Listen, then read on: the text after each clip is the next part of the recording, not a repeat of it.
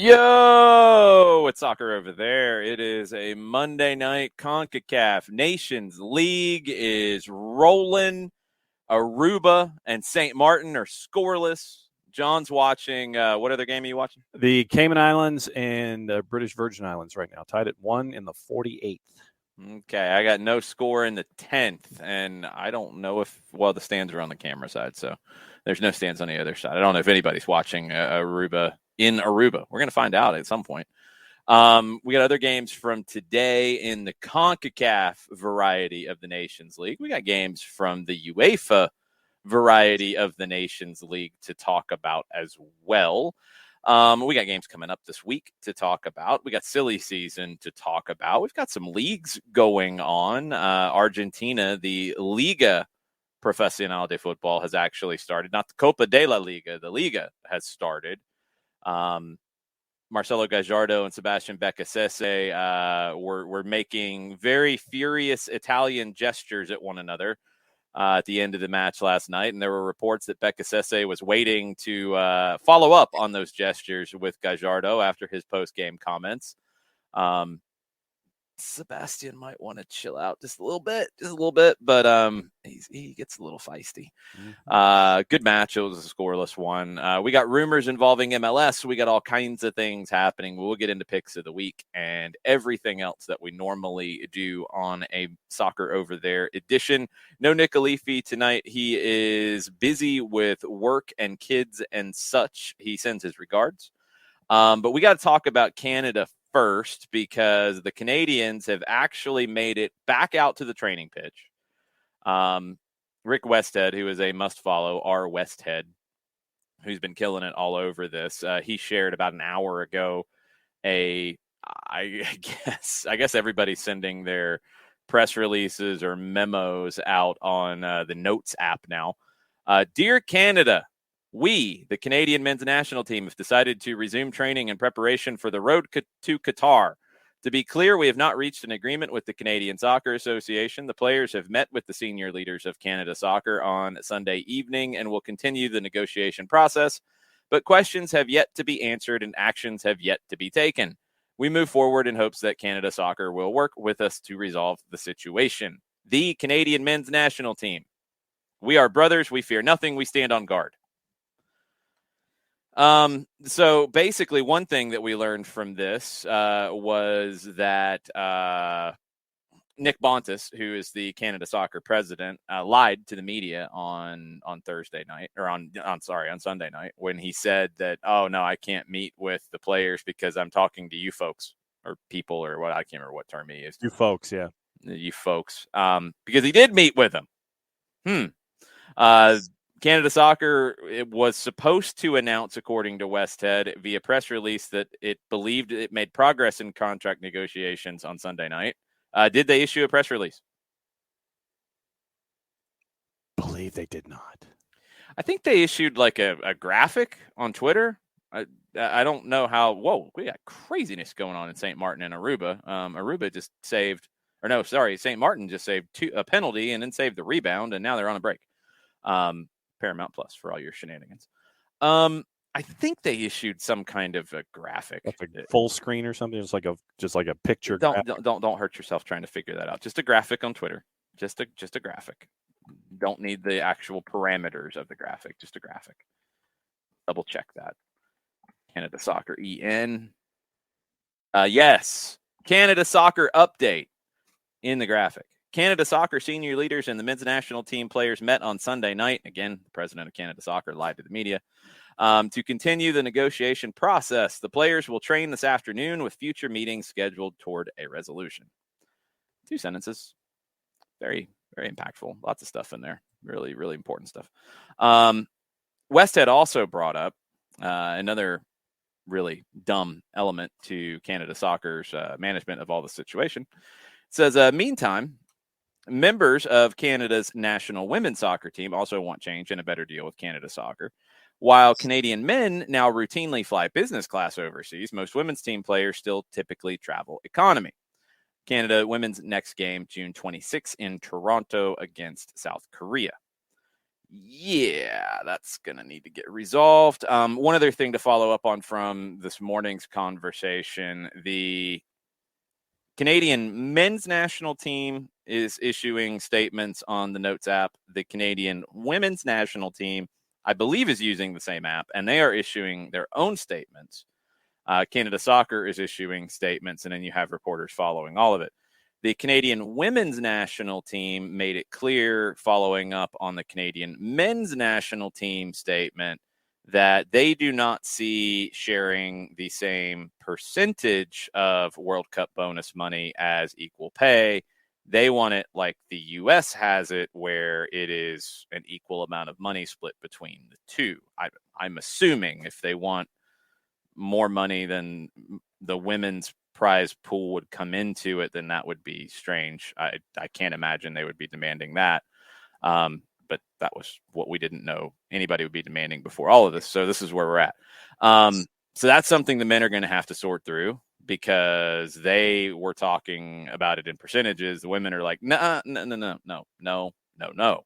And Canada Soccer's just clueless in the whole thing, and the president's just lying to the media about when they're going to actually talk to people. Really great situation up north. Yep, and also one thing from earlier, Joshua Clokey with his work over at The Athletic, one other thing that he went into, in addition to the transparency that the men's team is looking for from CSB, the Canadian Soccer Business, there was one other element that the men's team are looking for equal payment among the players on the men's national team, regardless of how long each player has represented Canada. That's a typical one that U.S. Soccer did that back in the day too, where senior players got more money than junior players, and there was a scale, and guys who'd had a certain number of caps made more, and that was a pretty typical way to kind of split the group a little bit, get things where they wanted. That's another thing that'll have to get resolved here fairly quickly. How many different degrees of mess would you consider what's going on with Canada right now? I mean, it's a mess. There's a lot of elements to it that are, I think everybody's got some issues here. The thing about the Canadian soccer business side, like, that's becoming a hot button issue with this, and frankly, I think it's a red herring. Canadian soccer, if the issue is paying World Cup bonuses, if it's making equal pay there, that's coming out of bonus money. That's just figuring out how you're going to divide the pool up. If it's how much of the World Cup bonus money is going to get paid out to the players, again, that's taking what will be coming in and then paying it out. If it is other things about making more money on the women's side, of course, you're going to have to get the flights equalized, getting those things equal. If it's about future money coming in, Canada Soccer Business has nothing to do with any of this. Zero, zilch. I think it's a red herring, personally, because, again, and this is something that I think has to be understood, and people fly off the handle about these sorts of things. When this deal was done, it was signed in 2019, a 10-year deal. What had Canada been doing up to 2019?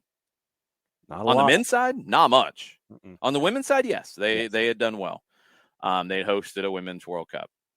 But they didn't have a domestic league, or they were just starting their domestic league on the men's side. They still don't have one on the women's side. And the domestic league on the men's side, it's second division, maybe somewhere between second and third division when you compare to the U.S. It might be second division now. It might be. I mean, teams can give the MLS teams in a one-off game a good run. But if you put them in a league, they're not deep. They're not going to be able to hang. There's a big gap. That's the domestic situation. Getting worked up about all this sponsor money and where does it all go, and everybody wants answers. I frankly don't think that's the issue.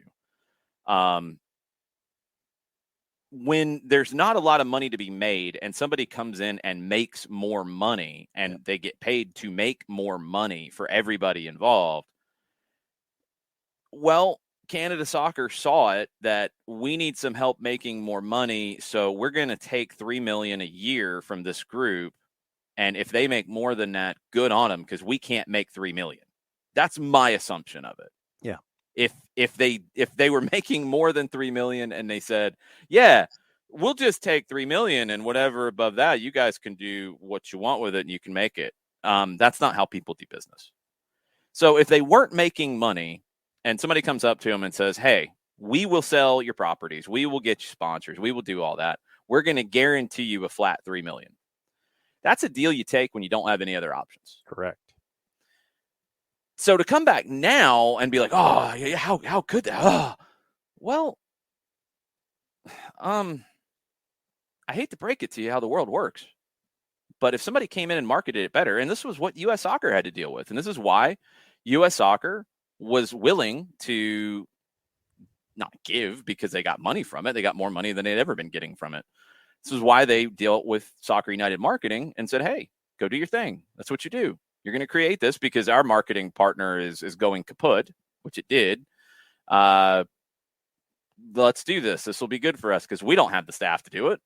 And Canada Soccer does not have the staff to do it effectively. No. Now, U.S. Soccer has grown since they did the deal with Soccer United Marketing going back to 2002. They grew to the point that they said, well, we can make more money doing it ourselves now. And the deal came up, and that's what they did. Again, that's how business works. Like we do this in the soccer world way too much, where it's like we get bent out of shape about things that, look, the Canadian Soccer Association is small. It's not a big organization. They don't have tons of money. If they felt like they could have made more than $3 million per year in their sponsorship deals, they would have kept the rights and would have done it themselves. They didn't. Now somebody's making more money than that, and that's the deal that you signed with them for 10 years. Duh. Mm-hmm. Like, I don't know what else to tell you. So, like, get that. This is my frustration with that part of it. It's, we want transparency. We want a review of the business agreement. No, like, no, that has nothing to do with this. That's not anything to do with the players at this point. I'm sorry. The players need to be working out how you're going to get to equal pay, because obviously the men see it one way and the women see it another. You're going to have to work out whatever deal you work out, whatever split of the bonus money you're going to get. The men are like, hey, we're going to actually get World Cup bonus money? What? Wow. That's what you're dealing with? What deals Canada Soccer signed in 2019 that guaranteed them more money than they've probably ever gotten in a year in sponsorships? Yeah. Mm-hmm. Like, it's such a waste of time for that to be the big topic here. I'm sorry. Like, that's how business works. That's what you do. If Canada Soccer had bet on themselves, maybe they would have made more than $3 million. Maybe they would have made $1 million. But they didn't. They took a guarantee. And usually when you take a guarantee in that situation, you're taking a little bit less, but it's than what it could be, but it's guaranteed. Yes. Bird in the hand. You're getting that money. You can plan your budget. Man, I dealt with nonprofit fundraising. I was a chief development officer. When you don't know what your budget's going to be for the upcoming year and you got to make a budget, that's not fun. That's not fun to figure out how many people you can employ, not knowing how much money you're going to have coming in the door. That's kind of difficult, because sometimes you get to that point where it's, oh, wait a minute. We're not making as much money as we thought we would have by this point. Now what? Mm-hmm. This is what happens. But taking the Canada Soccer business thing and I mean, like, mafia-like state is one of the terms that I've seen around it. Just stop it. Just stop it. Here's the deal. Really easy to follow. When you're dealing with a small federation, you're dealing primarily with a lot of people who are not full-time, who are doing this either on a volunteer basis or a part-time basis. I mean, Cindy Parlow-Cohn's not even an employee. She's not even getting paid. That needs to change. President's job for U.S. soccer is a much bigger job. For Canada soccer, it's starting to get there, but it's not anywhere near the same conversation we're having. So they've got to outsource things. They also have to grow up.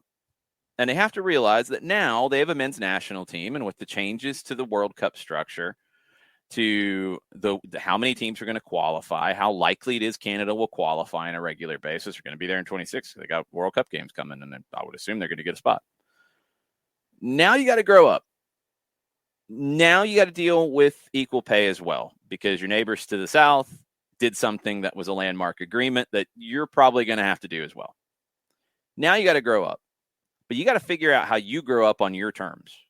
And it's not about the players demanding things or yelling things. It's about doing the right thing and doing the right thing for everything that they serve, because the men's national team doesn't know everything Canada soccer does. The women's national team doesn't know everything Canada soccer does. They have nothing to do with the funding of the futsal program and the youth programs and the Paralympic program and the recreational program and the coaching education programs and the referee development programs and all of those other things. They don't know anything about that. They don't know that budget. They don't know what that stuff is. And they frankly don't really care, and they shouldn't. That's not their job. But Canada soccer is bigger than it's ever been, ever, by far. And they got to catch up. And that's what it comes down to. The other stuff, the mafia-like state of the Canadian soccer business deal and all that, stop it. It's a 10-year deal. It's got 7 more years on it, depending on when it was signed in 19. Deal with that when that deal's coming up. If you're in a position where you can do all your marketing in-house, good on you. Have at it. If you're not, you'll do another deal and you'll probably get more on a downside guarantee. Good. That's down the road. Contracts are contracts. You already did that. It is what it is. What you got to do right now is you have men's World Cup bonus money coming in at a minimum for being there. Never had that. Got to figure out what the percentage is going to be, how it's going to get divided up. And you've got to deal with the women's national team and how you're going to get equal pay sorted out. And you got to actually equalize the rest of it, because the fact that you haven't by now, that's kind of ridiculous. That's the important things.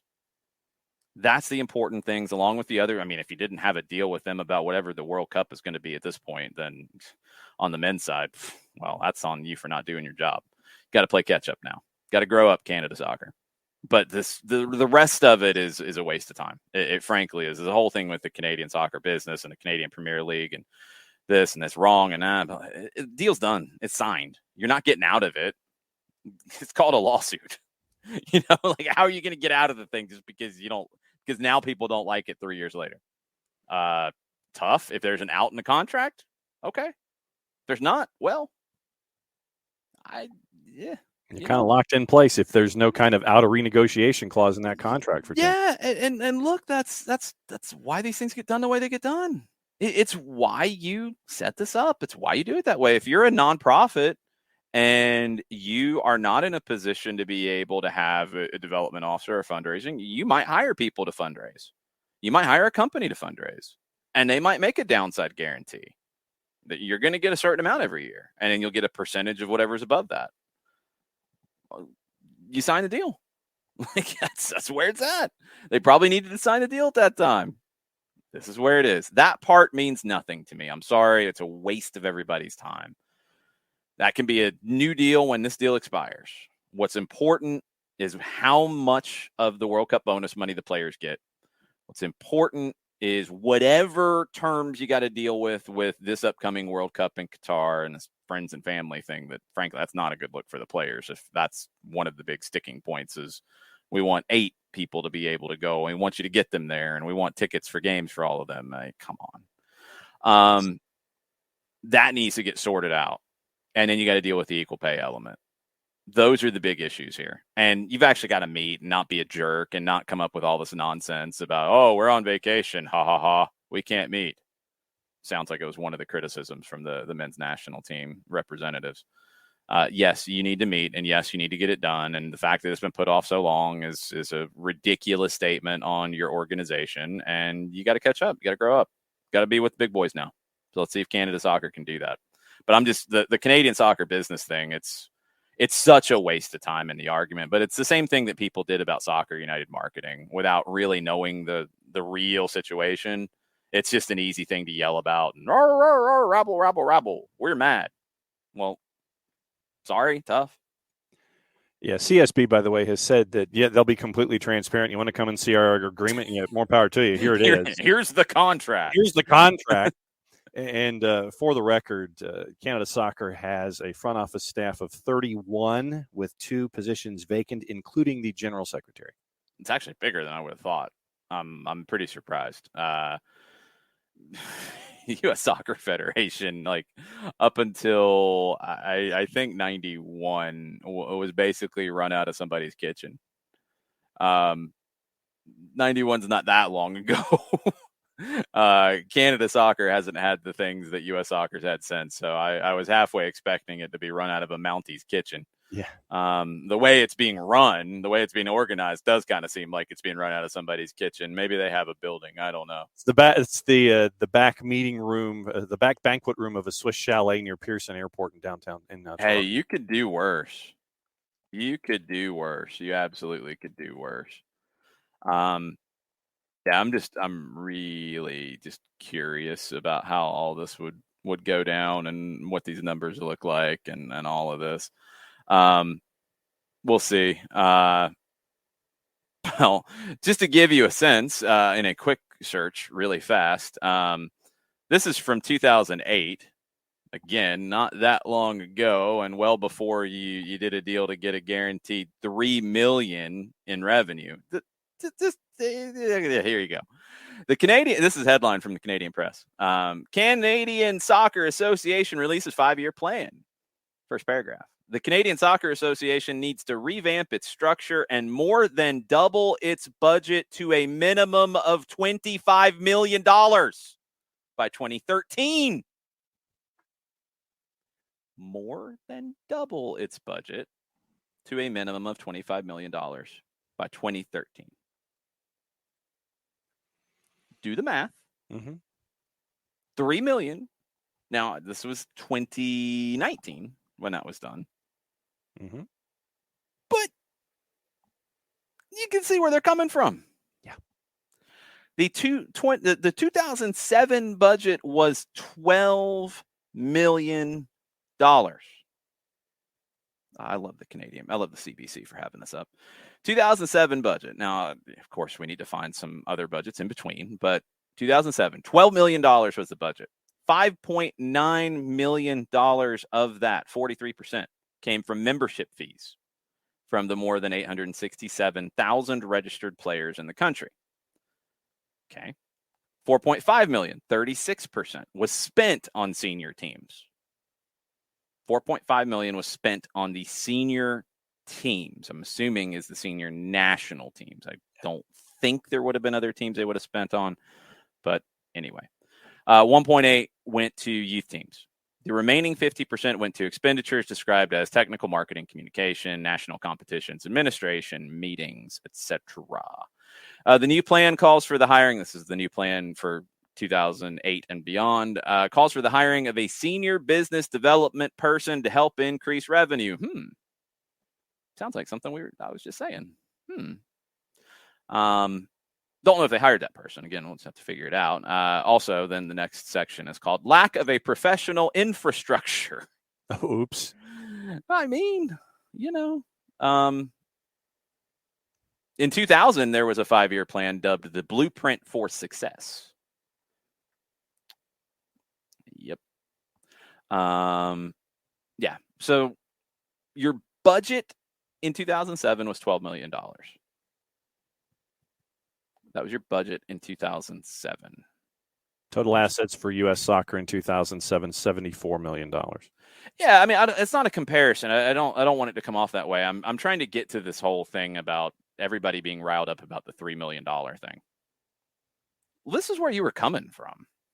You get guaranteed $3 million, and you're 43% of your money in 2007 came from registration. 43%, 5.9 mil. 3 mil, you had it guaranteed to you in 2019. Now, I would hope their budget was bigger by the time they got to there, but how much? Pretty wild. I mean, just to get that sense of it. This is why that I think this really comes down to, and the important things of it, and the players need to keep this in mind if they want to get a deal done.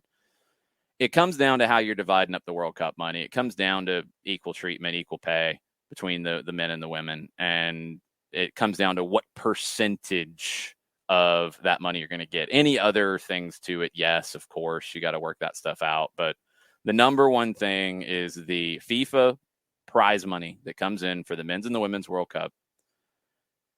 What is the percentage that the players get? What is the percentage that Canada Soccer gets? Get to that number and everything else will pretty quickly get washed away. The women are not going to get washed away until they get their version of equal pay. And the men are going to have to agree to that. Or Canada Soccer is going to have to dictate that if they can. And I don't know what the terms and where everything stands with that. But that's another big sticking point potentially. Yeah, the 3 million thing in Canada Soccer business, that's a waste of everybody's time. That has nothing to do with any of this. I mean, think about any growing business that is trying to do things with a lack of individuals in a front office. Somebody walks into your door, and it can be athletics, could be widgets, could be whatever. Somebody walks into your door with an opportunity, with their experience. They sit there and say, hey, look, we know that you're short-staffed. We know that you don't have the personnel that can do this. We'll do it for you. And last time I checked, there's a lot less numbers than 3 million when you're talking 3 million that could be had, especially if you don't have the staff to get to a certain point. Somebody walks in the door and says, tell you what, yeah, we'll do it for you. We'll give you 3 million. And then as a part of that deal, and this happens all the time, and I've seen it in business too, with growing businesses and even businesses that are grown but still lack the personnel that have the experience to do those kinds of things. You'll take that agreement with that particular sales staff. And, yes, you'll get a high commission, a high percentage, whatever. This happens in business all the time. All the time. So this idea that this is somehow that CSB is sitting there and short shifting what Canada Soccer could be getting, that was the deal that happened at the time because you knew you needed help. CSB comes in and says, we'll do it. You're getting this. You're guaranteed that. You mentioned what it's like to try to put together a budget when you don't know what's coming in the door. Off the top, you've got $3 million per year that you can sit there and say, okay, I've got this as a base. I have this as a starting point. Now we can work and figure out what else we need to do. They've gotten 4 major sponsors that have been a part of this, since 2019. I think Gatorade is one of them. And when you put a product out there that continues to improve and continues to have the moments that it does, folks sit there and they gravitate towards you. But right now, the deal on the table is what it is. Focus on the other stuff while you're trying to grow so all of you can grow, not just the financial part, because the financial part, that's locked in place. Unless there's something in that deal that CSB is sitting there and saying, hey, you want to take a look? Take a look. You're locked into that deal right now. Make the best of it and work on all the other stuff. Just to give you a quick quote. Well, 2015, when you take the World Cup out of it, which is a separate entity, and I'm not sure how much of that money worked its way into Canada Soccer, 24 million was the budget, and they ended up with a surplus of 1.7 at the end of 2015. I'll give you a quote here from President Bontes, who said this in an article in April of this year, talking about Canada Soccer. And the headline in the Hamilton Spectator was Canadian Soccer's whole new financial game. And the quote from Bontes is, we're a $20 million organization. And if we get to choose an arbitrary figure, 10 million of that, 10 million, that is very significant. But it's also never going to be enough for punching above our weight against organizations with hundreds of millions. So if their budget is in the 20s, Yeah, 3 million's huge. And you're looking just again, and this is ballpark. You're looking at this World Cup potentially adding 10 to 15 million to an organization that's a $20 million organization, according to Pontus. So it's incredibly significant. But this also tells you why the 3 million downside guarantee was also incredibly significant. So please, when you see the articles and you see the conversation, I know we've spent a lot of time on it, but hey, welcome to Soccer Down Here is what we do. Now I think you get a better sense of where things really are. That part of it is a non-starter for me. It has nothing to do with the actual argument. And the players would be well served to get away from that side of it. The players would be well served to argue for as much of that 10 to 15 million that comes in. That's just the men's side. If the women, say, win the Women's World Cup in 23, we just have absolute shenanigans in the CONCACAF Nations League. Aruba tried to fake a free kick, but actually moved the ball, and St. Martin came running out. Insanity. If the women win the World Cup, I think it's in the 5 to 6 million range. I know they're upping the prize pool for the Women's World Cup, but I don't know exactly how the breakdown goes. So both sets of players have to argue for as big of a percentage there. I think they're in the 40% number is what the men were talking about.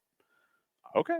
If that's it, then you're going to take that pool and you're going to divide it up at the end of it, 40% of what you bring in. If that's the argument, that's the argument.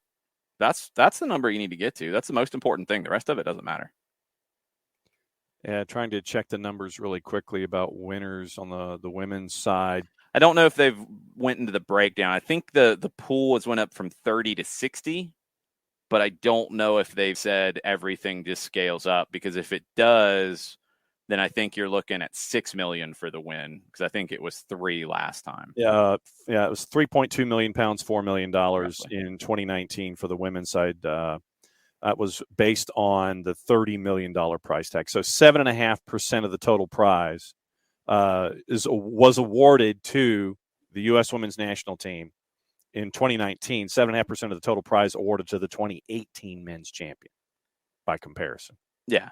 I mean that's welcome to FIFA, but also the two tournaments do bring in dramatically different amount of money. I mean that's also a factor here. So anyway, we've spent a ton of time on this. I think the most important thing is they need to get their acts together in Canada, and there's a bunch of different entities that need to get on the same page. And overall, the organization that is governing Canadian soccer needs to lead the way, and they're doing a very bad job of it. The optics are bad. What they've done to handle this is very bad, and we'll see if they can get it figured out. Other action in CONCACAF. Actually, let's see if we got anything on the Twitch pitch on that before we move on. Yeah, I agree, Coco. Canadian soccer doesn't have to be they don't have to be punching above their weight. They can be heavyweight. Yeah, I mean I think they're always, in general, not generation to generation. I think there is a big difference between them and the U.S. and Mexico. But beyond that, yeah, they should be 3. They should have been 3 already. They should be 3 on a regular basis, and then punching above their weight would be beating the U.S. and Mexico on a regular basis. It is a big difference. I mean, like John, you said, 70 something to 20. I mean, just talking about budgets, it is a big difference. It's a different size of the country. I mean, there's a whole different conversation. So, is what it is. But they should have been further along than they were, and it's because of the mismanagement. And we'll see if they can get there. So that's where all of this is. Yeah, Coco, I agree. Canada should be, I'll say should be the third best. They have all the resources to be the third best. They should be locked into 3 and sometimes 1 and 2. Yeah, that's where they should be. You were spot on. The number in Australia for 2023, the prize money, $60 million. Yeah, I knew it was 60. I knew they bumped it from 30 to 60, but I don't know the breakdown hasn't the breakdown per spot. I'm not sure about that. We'll find out. But that's where things stand with Canada. CONCACAF Nations League. Canada apparently will play their upcoming match. They play Curacao in the next round. Currently, it's 2-0 Aruba over St. Martin. St. Martin is really struggling. It is Aruba. They are a powerhouse, but I'm exaggerating maybe a little bit. What's the score in your game, John? It is 1-1 Cayman Islands and British Virgin Islands in the 85th minute. Cayman Islands came in at a -213. Oh, drama. Mm-hmm. In other games in League C, Bonaire and St. Martin 2-2. U.S. Virgin Islands 3-2 over the Turks and Caicos Islands. St. Vincent and the Grenadines and Nicaragua 2-2 this afternoon. And at 8 o'clock, you get Trinidad and Tobago hosting the Bahamas. And at 10 o'clock, you get Honduras and Curacao. That is in League A action. So we'll get a glimpse there. What do you think the Bahamas are tonight in the juice boxes? I'm not looking.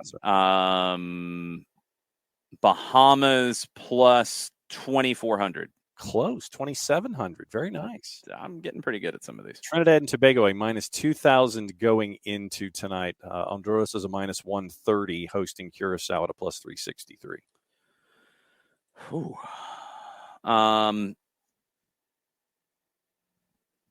Sorry, I thought Aruba was actually going to do something again. We also have other games going on right now in Brazil. Botafogo hosting Goiás, scoreless in first half stoppage time. Botafogo just scored, as I said it. Rosario Central and Lanús scoreless in the 86th in the Liga Profesional de Futbol in Argentina. Argentinos Juniors and Aldo Civi meet at 8:30. We also have second division action in Argentina tonight. Defensores de Belgrano is hosting San Martín de Tucumán. We did have an AFCON qualification game today as well. Equatorial Guinea 2-0 over Libya. UEFA Nations League. We do have to get it into the UEFA thing because, everybody likes to talk about UEFA Nations League. We got a big game coming up tomorrow, England and Germany. We have issues with Belgium with Romelu Lukaku. He's going to miss their next game on Wednesday. Right ankle injury sustained in the beatdown from Louis van Gaal's Netherlands over Belgium on Friday. 4-1. Belgium's supposed to be one of the best teams in the world, huh? Yeah, greatest generation. Today, France, also supposed to be one of the best teams in the world. Kylian Mbappe talking about how the South American teams have it so easy. France has got 1 point out of 2 games. And they had 2 leads. Good work on that. Yeah, they drew 1-1 with Croatia. They lost 2-1 to Denmark on Friday. Good stuff, France. Good stuff. I'm sure that's going to go over very well. From the weekend, as the Paramount Plus app just crashed on my Amazon Fire TV. That's always good. Spain got a 2-2 draw with the Czech Republic.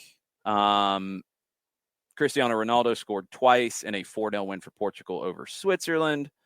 Erling Haaland scored twice for Norway to beat Sweden 2-1. That sounds like it was a feisty game with some very nasty things being said by Swedish defenders to Erling Haaland. Slovenia, what did they get here? They lost to Serbia. Northern Ireland cannot win in the Nations League. 12 games. They drew with Cyprus. Good job. Greece, they got a win at Kosovo 1-0. The Republic of Georgia, 2 wins out of 2. That's what I'm talking about. 5-2 in Bulgaria. Good grief. North Macedonia, 2-0 in Gibraltar. I'm surprised that wasn't bigger than that. Aruba just put a third one on the board. Yeah, that's what I'm talking about, Aruba. Malta beat San Marino 2-0. No goals for San Marino. So San Marino did not score. Nope. Man. And Hungary beat England in a game behind closed doors that had about 30,000 people. And, of course, they were kids with chaperones. And, of course, they booed when the English team took a knee. Classy. Yeah. Yep. Always a winner. Yeah. For the people who get so bent out of shape about Mexico and their fans, and I agree, it's horrendous. Now it's being used in a very different way than it was before. Now it's being weaponized, which is a big problem, but it's different. I hope that same energy is being put towards Hungary and the consistent racist behavior. Consistent, like a lot of it. to the fact that they've got multiple authorities telling them to play games behind closed doors, but they're finding loopholes to allow kids in with parents, and then they boo things that are pretty absurd. I have not heard of anything else beyond the booing. The booing is bad. It is not the same as some other things they've done in the past. It's still bad. But yeah, I hope the energy is being thrown that way too, because I have a much bigger problem with Hungary still actually having anybody in the building and actually still being in these competitions than, Mexico's actually working on dealing with it and has dealt with it, except for now idiots who want to be angry at the Mexican Federation because their team's not playing well. When does it happen in a league game? When the home team is losing or playing badly. Yep. It's become weaponized. It's a different conversation entirely. Please tell people that. Hungary is just flat out racist all the time in these games. So it's not about being weaponized. That's just what they've done in multiple competitions under multiple sets of authorities. And yes, supposedly having games behind closed doors. Allegedly. The doors were closed behind everyone who came in to watch it. Yeah. And it just, it just runs through my head about what kind of example these parents / fans are for their kids as these escorts for this match. Hey, it's a kids' day here. It's kids' day here in the Nations League, and you have a nation which is racist. There you go. As when it comes to these fans, and so think of the example that these parents who were there on Kids Day are being for their kids there in Hungary. So nice job, Hungary. You continue to be doing nice job. Yeah, they're doing nice job. All right. Mm-hmm. So let's get caught up on the saga that is Jamaica. That's why I have the jersey back here and have the Reggae Girls shirt on. That jersey's seen better days. That was '98 World Cup. They issued a statement, the national team, about what's been going on. Just to give you some of the highlights of it. The events that unfolded Saturday, June 4th, are a result of the popular phrase, the straw that broke the camel's back. If you are not aware of the phrase, it means a minor action that causes a seemingly large and sudden reaction. The players were up until 3 a.m. on the morning of the match, tackling the leaders of the JFF, the Jamaican Football Federation, after finding out that our flight arrangements back to Jamaica haven't been properly booked. This official statement is being written on June 5th at 6:38. It's yesterday, about this time. We're stuck in Suriname, and our flight arrangements are yet to be confirmed. To make matters worse, we also found out that the Surinamese national team will be arriving in Jamaica before us, the Jamaican national team. Oh, man. And this is not the first time. We are drained. We are tired. Enough is enough. Before continuing, I want to make it clear this is not about the money. Despite not being paid for months, we still accepted the call and represented for the Jamaican people. Some of the things included, they all signed a contract that the JFF has breached multiple times. Some of the things in the contract, proper hotel accommodation and travel arrangements, yet still we arrived to Suriname to couch beds. 2 players didn't join the team because of poor travel arrangements. There were several instances where players arrived to the airport and to their surprise, no flight has been booked for them. The JFF constantly tries to cut costs that affect our preparation. We need a change. We need better leadership. We are calling for the General Secretary, Dalton Wint, to resign. The players will no longer represent the country until he does. Then, according to the Jamaica Observer this evening, players are said to be up in arms after receiving word that the JFF hierarchy had decided instead to suspend Vint indefinitely and launch an investigation into the matter. Observer understands the players who are insisting on his immediate removal have also complained that they've yet to receive any official word from the JFF. According to sources, players have packed their bags, checked out of their base at the Courtyard by Marriott Kingston Hotel. Once again, they're supposed to practice tonight at 6. CONCACAF has reportedly been advised JFF President Michael Ricketts had promised to hold a meeting today to discuss the matter and arrive at a solution, and I don't think that has happened yet. 50 minutes ago, President of the Jamaica Football Federation, Michael Ricketts, confirmed that the Reggae Boys have indicated they will not play the game against Suriname tomorrow if Dalton Vint, what have you, is the General Secretary of the Federation. I don't know if they're okay. They have gotten back to Jamaica. Okay. The coach is with them. Paul Hall traveled with the squad. He's presently in Jamaica. No updates on his decision if he's going to stay or leave. But he is with them. They arrived in Jamaica via a chartered flight. It appears at around 7:08 this morning. Suriname arrived yesterday. Or no, 2 days ago. 2 days. No, yesterday. Sorry, they arrived yesterday, on the 5th. It's crazy. That's what I see as the latest involving Jamaica. So I'm not 100% sure the game tomorrow is going to happen. Looks like it is. Paul Hall said he's going to be present in his capacity as coach. Looks like they made some kind of a progress during the day. The Michael Ricketts thing, he confirmed this morning that they said they weren't going to play. Maybe they have dealt with that, although that training session, did it happen? Don't know if that training session has happened. That was supposed to be, I'm not sure of the time difference here. Training session was scheduled for 6 local, as you said. I don't know the time difference in Jamaica, but it doesn't look like that training session has happened, which is a mess. Good job, Jamaica. You're somehow making the rest of these other numpties actually look like they have a clue. Ricky, we will get to your request for an update here in just a second. That was something that I did want to do tonight. Some other things on the board before we jump into that. You got a couple of rumors involving MLS and soccer over there tonight. Columbus Crew working on a deal to bring Mauro Manotas back to the league from Tijuana. They got to move up in the allocation order to get him. Cincinnati's going to make more troll money at the top of the allocation order. And the Revolution have agreed, reportedly from the Boston Globe, to a $10 million transfer with Adam Buxa going to Len, which we had already seen a picture of a Buxa jersey there. But it sounds like it's going to be a $10 million deal, which is a very good deal. If that's what they get, then props to them. That's good work by the Revs. Cardiff City are really trying hard to sign Gareth Bale. Bluebirds chairman Mehmet Dalman has flown into the UK to lead the negotiations.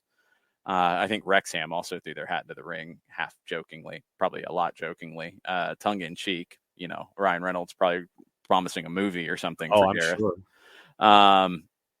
We'll see if Cardiff can pull it off. Now he's got to play somewhere because he's got a World Cup to play in at the end of the year.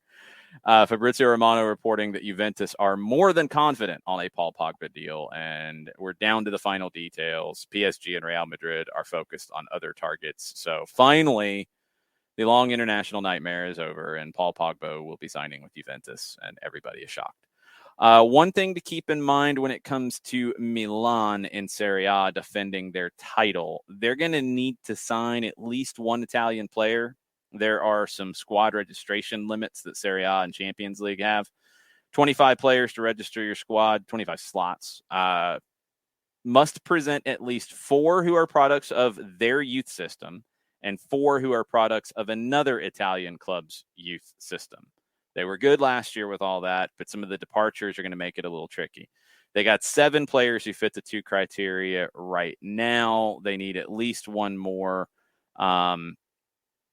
They got to figure that out. They've been linked with people who would fit it. So it's just getting a deal done. It's one thing they're going to have to do. So if you see a deal from Milan that you're kind of like, oh, wait a minute, what? They're looking at all these other guys here, but they got to get 1 more Italian. And I think it's an Italian who is a product of another youth club in Italy. So I think they need 1 more not quite, not necessarily domestic player, because you have a lot of players in Serie A academies who are not Italian. So it's just somebody who comes up through an Italian academy. I think that's what they need.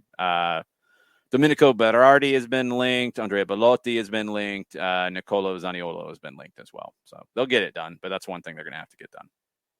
Oh, Jamaica is Central Time to us. Okay, so they should have been practicing by now, and I don't think they have. So anyway, that's where it stands. Yeah, I was trying to figure out to see if anybody had any notes on JFF practicing. So I'm chasing that currently. See if they are actually out there and don't waste your time. The Reggae Boys hashtag doesn't have anything, so I think we're good on that. And the JFF hasn't tweeted since after the game, so they're not going to tell you anything. That's where it all stands right now. Now, Ricky asked for an update on Club Atlético Atlanta. I thought it would be kind of a fun thing to do to go back through some of our favorites from picks of the week or just clubs we've mentioned, like our favorite second division team in Argentina, and get caught up on where they are, how they finished their seasons, et cetera, et cetera. We were talking about this in our production chat about our friends Chicken Inn FC. We'll give you the update on them here in a minute. Club Atlético Atlanta, they're in the second division in Argentina. Not so great at all in 2022. They are currently in 24th out of 37. Wow. Yeah, it's the second division in Argentina. You think some other leagues are bat-ish. This one's nuts. They are 4, 6, and 8 on the year, 8 draws, and they have only won one of their last 8. They beat Quilmes on the road. They lost over the weekend at home to Independiente Rivadavia. Rivadavia, sorry. Not good at all. Let's get into Chicken Inn because, I mean, come on. Yeah. Chicken Inn. I did like that on Twitter. Somebody sent them a question and said, well, where do you guys eat after the game? Do you eat at a Chicken Inn? That was great. And they said they're pretty full after the 3 points they usually get, which I thought was an incredible response. We're at the break in the Zimbabwe Premier Soccer League, and Chicken Inn FC is at the top of the table, 10-2-5. They won over the weekend on the road at Triangle FC. Nobody likes Triangle Man at all. Chicken Inn, 22 goals in 17 games. Not a high-scoring league, the Zimbabwe Premier Soccer League. Not at all. Chicken Inn's given up 12. They're not the best defense in it either, but they keep getting results, and they keep shredding people on the Bird app. Oh, that's amazing. Chicken Inn does not care for any of you on the Bird app. They are one of the greats when it comes to working the Bird app. I want to give you just a glimpse at how they were talking about the last match. One, they're destroying Caps United fans with a retweet that they shared, which I don't know why the man is crying holding lettuce or cabbage. That's crazy. But during the game, when they played the Triangle Man team, they said, and I'm just going to share this because they go line by line. We have no idea who Mahobho is, but the fans keep screaming Mahobho. And then they gave the emoji of the arms out. Well, it's a player. He is warming up. Brett and Passmore combined. Triangle clears. Poor touch by Zingai. Triangle coach gives into Mahobho screams. He is waiting to come on. 1-0 Chicken Inn, 81st minute. Oh, because what was the one in the 61st? Oh, there's more. Hold on. Yeah, there was one in the 61st. The 61st. Brett Amidou winning balls in the middle. Triangle looking for Donald Ngoma. Moses laughs at him. Shepard fouls and Kunga. Triangle now playing better football. Ball sent to their keeper. He sends it to our keeper. We attack. Triangle again look good at the back. Man, I love their play-by-play. It's amazing. It's great. And they talk all kinds of trash too. They, at the end of the match, they shared the cover, and I think they took the picture of it from a potato. Catch me if you can. Yes. It finishes 1-0. Musa scored. Dono saved a penalty. Many yellow cards. Red card Passmore. Hashtag catch us if you can, because they're at the top of the table. It's good stuff. That's amazing. Yeah, it's awesome stuff. And then people just talk trash, and they're laughing at other teams' posts, and I mean it's insanity. Chicken Inn is just the greatest. Yes, their social media team deserves a bump. Yeah, they are definitely one of the best from the picks of the week. Absolutely one of the best. Nobody's Italian uncle's joining Coco. Not coming. He's busy. He's got stuff. Shooter McGavin's fired up. I can't really disagree with you, Shooter, that a chair would be a better center back than Omar Gonzalez this year. And just as mobile. Yeah, not even one with wheels on it. Maybe it just has 2 wheels out of the 3. I don't know. That was a really bad signing. Really bad signing. Who else is one of the favorites of the picks of the week brigade from our teams? BGPU. From where was it? Where was BG Pathum United? BG Pathum United, yeah, BGPU. The Tactical Bunnies from Thailand. So the Tactical Bunnies are in second in Thai League 1, and well, did they finish second? I think they finished second. Do they have a playoff? They have a weird playoff. Okay, I think they're going to go into a playoff. They've got AFC Champions League coming up as well in August. Maybe they don't have a playoff. Oh no! What does this thing do? This is weird. So the league finished. They did the Champions League thing. We had this discussion on the show, and I was trying to explain. I thought the Champions League, like they did it all in one place, like over a period of time, and they did. They played 6 games over like 2 weeks. You know, welcome. And then they played their last game, but I guess that's for Champions League spots. Okay, so they don't have a wacky playoff. They finished second in the league, 2 points behind Buriram. Buriram tried to throw it away. They only won 1 of their last 5, but they held on to the title. The Tactical Bunnies kind of went off at the end of the season. They won their last 5 in a row and 6 of their last 7, but it was not enough.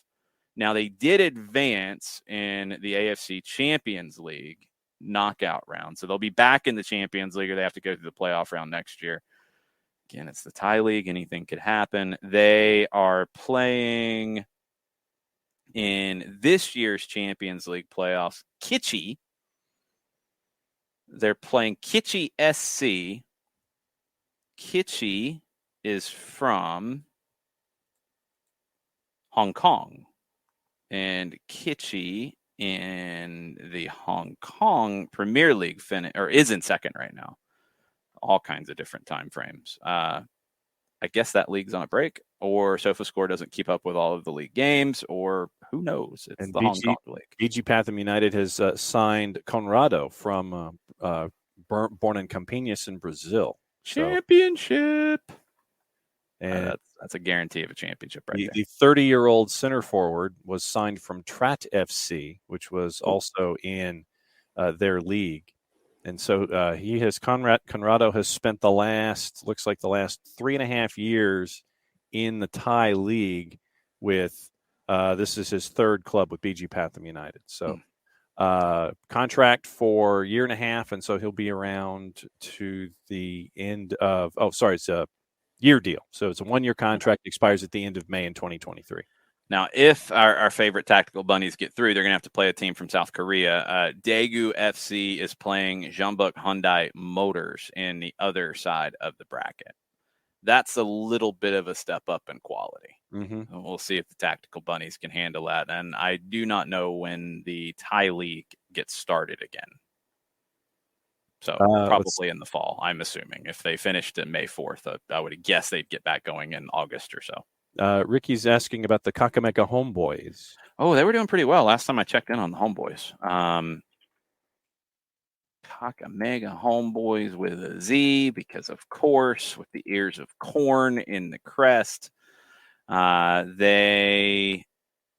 That's not good when it has a question mark next to the game on May 29th. It has a 2-0 for AFC Leopards. Okay, yeah, they just lost. In the table, they're second. Tusker is leading. Tusker's on top of the Kenyan Premier League. If they are doing something resembling normal, it's going to come down to the wire. Yeah, it is. They get. Oh, wait a minute. Something wasn't awarded. Did they get awarded this? What happens? FC Talanta was supposed to play the Homeboys. I don't know if the points have been given here yet. But it just says awarded. We'll find out what happened. You see what happened with the Homeboys. Okay. Well, I do have a Thai League update, by the way. Oh, we have a Thai League update. Sorry. We'll go back to the Tactical Bunny. Season began on July 31st, scheduled to conclude in May of. Oh, actually, sorry. Yeah. I was sorry. I was looking at the other dates. So July will start the 23. The end of July. Yeah, end of July, and it'll go to the following May of 2023.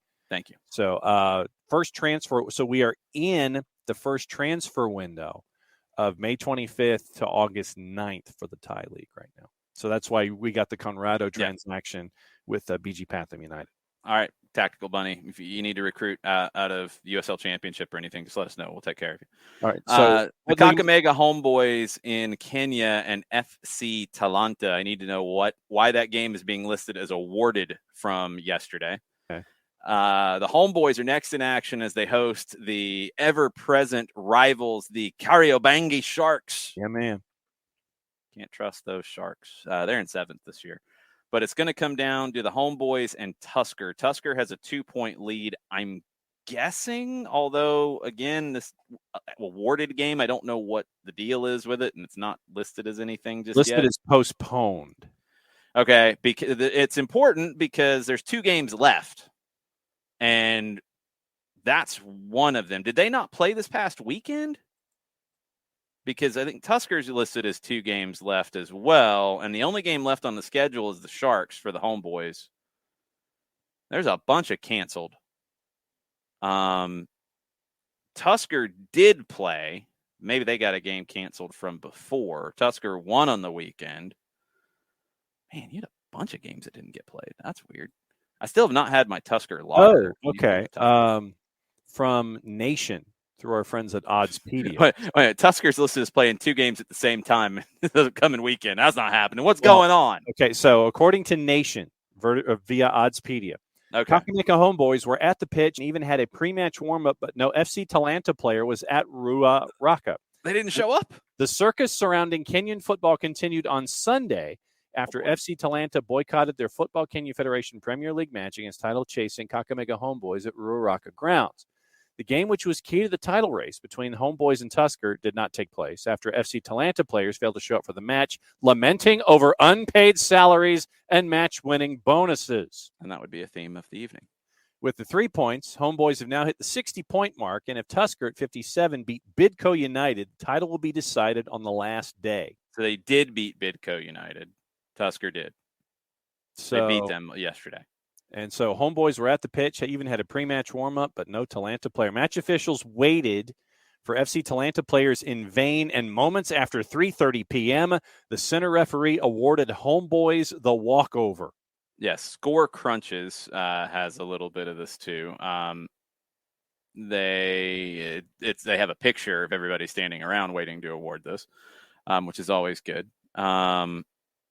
The Homeboys do not quite on Twitter have the trash talking of Chicken NFC, but it's not bad. Let's see if they say anything about FC Talanta. I've got a quote from the CEO. Okay, what do we got? FC Talanta CEO Douglas Ratamo told Nation Sport that the claims by players that they are owed salary were false because they are yet to pay only June salaries, which has not elapsed. He, however, conceded that players are owed match-winning bonus.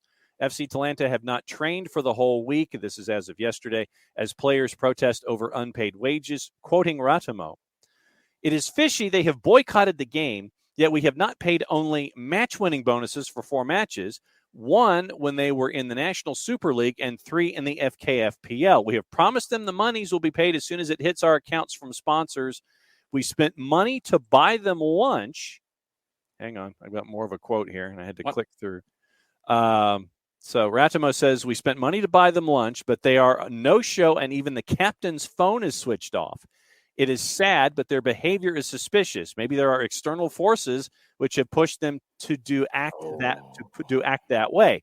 What's the external forces? Effort to reach Coach Ken Kenyatta to comment on the issue proved futile as he didn't answer the calls at Nation Africa.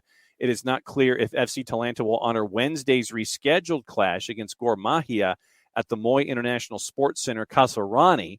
This season, already relegated Matare United have issued 3 walkovers against Sofapaka, Ulinzi Stars, and Bandare, while Kariobangi Sharks didn't turn up for their clash against AFC Leopards last month. So I'm really confused about the table because the table that SofaScore has is not the same as the table that Radul Live has, which focuses on the Kenyan League. I'm going to go with the local table. They have both teams on 60 points. Yes. Tusker and Kakamega Homeboys. Yeah, I've got Odds Portal has them both at 32 matches played and 60 points. Yeah. Okay. SofaScore does not have the 60. They have 58 for the Homeboys, but there seems to be confusion about some of these situations. So going into the last weekend, Trinidad's already scored by the 7th minute. They lead 1-0. No shock. Gonna have to find what's up with. Don't tell me Tusker plays FC Talanta on the last day. Tusker plays Posta Rangers, who are 12th and 19 points behind. I guess they're throwing out whatever. I don't know how this thing's structured. So Posta Rangers, who are 12th, 11, 13, and 8, according to SofaScore. And the Homeboys are playing the Sharks, who are 7th. The Sharks have lost their last 4. Oh. Mm-hmm. Oh, drama. Mm-hmm. Kessie asks, does this happen at the close of every season? I would assume so. In some leagues, yes. Not everyone, but in some leagues, yes, because some teams run out of money at the end. Sharks have lost their last 5. Last 5? Again, SofaScore's drunk when it comes to so they've lost their last 5, and they were 3-2-5 in their last 10. So, they are on a 5-match skid where they have been outscored 12-3. Yeah, I think you're going to have to hope for the Posta Rangers to do something, though, if you're a Homeboys fan. Because the goal difference is not in favor of our Homeboys. Plus 21 to plus 17. Oh, well, I don't even know if that's a tiebreaker. Who knows what the tiebreaker is? Find out what the tiebreaker is in the Kenyan Premier League, John. That's a challenge for you. Kenyan Premier League.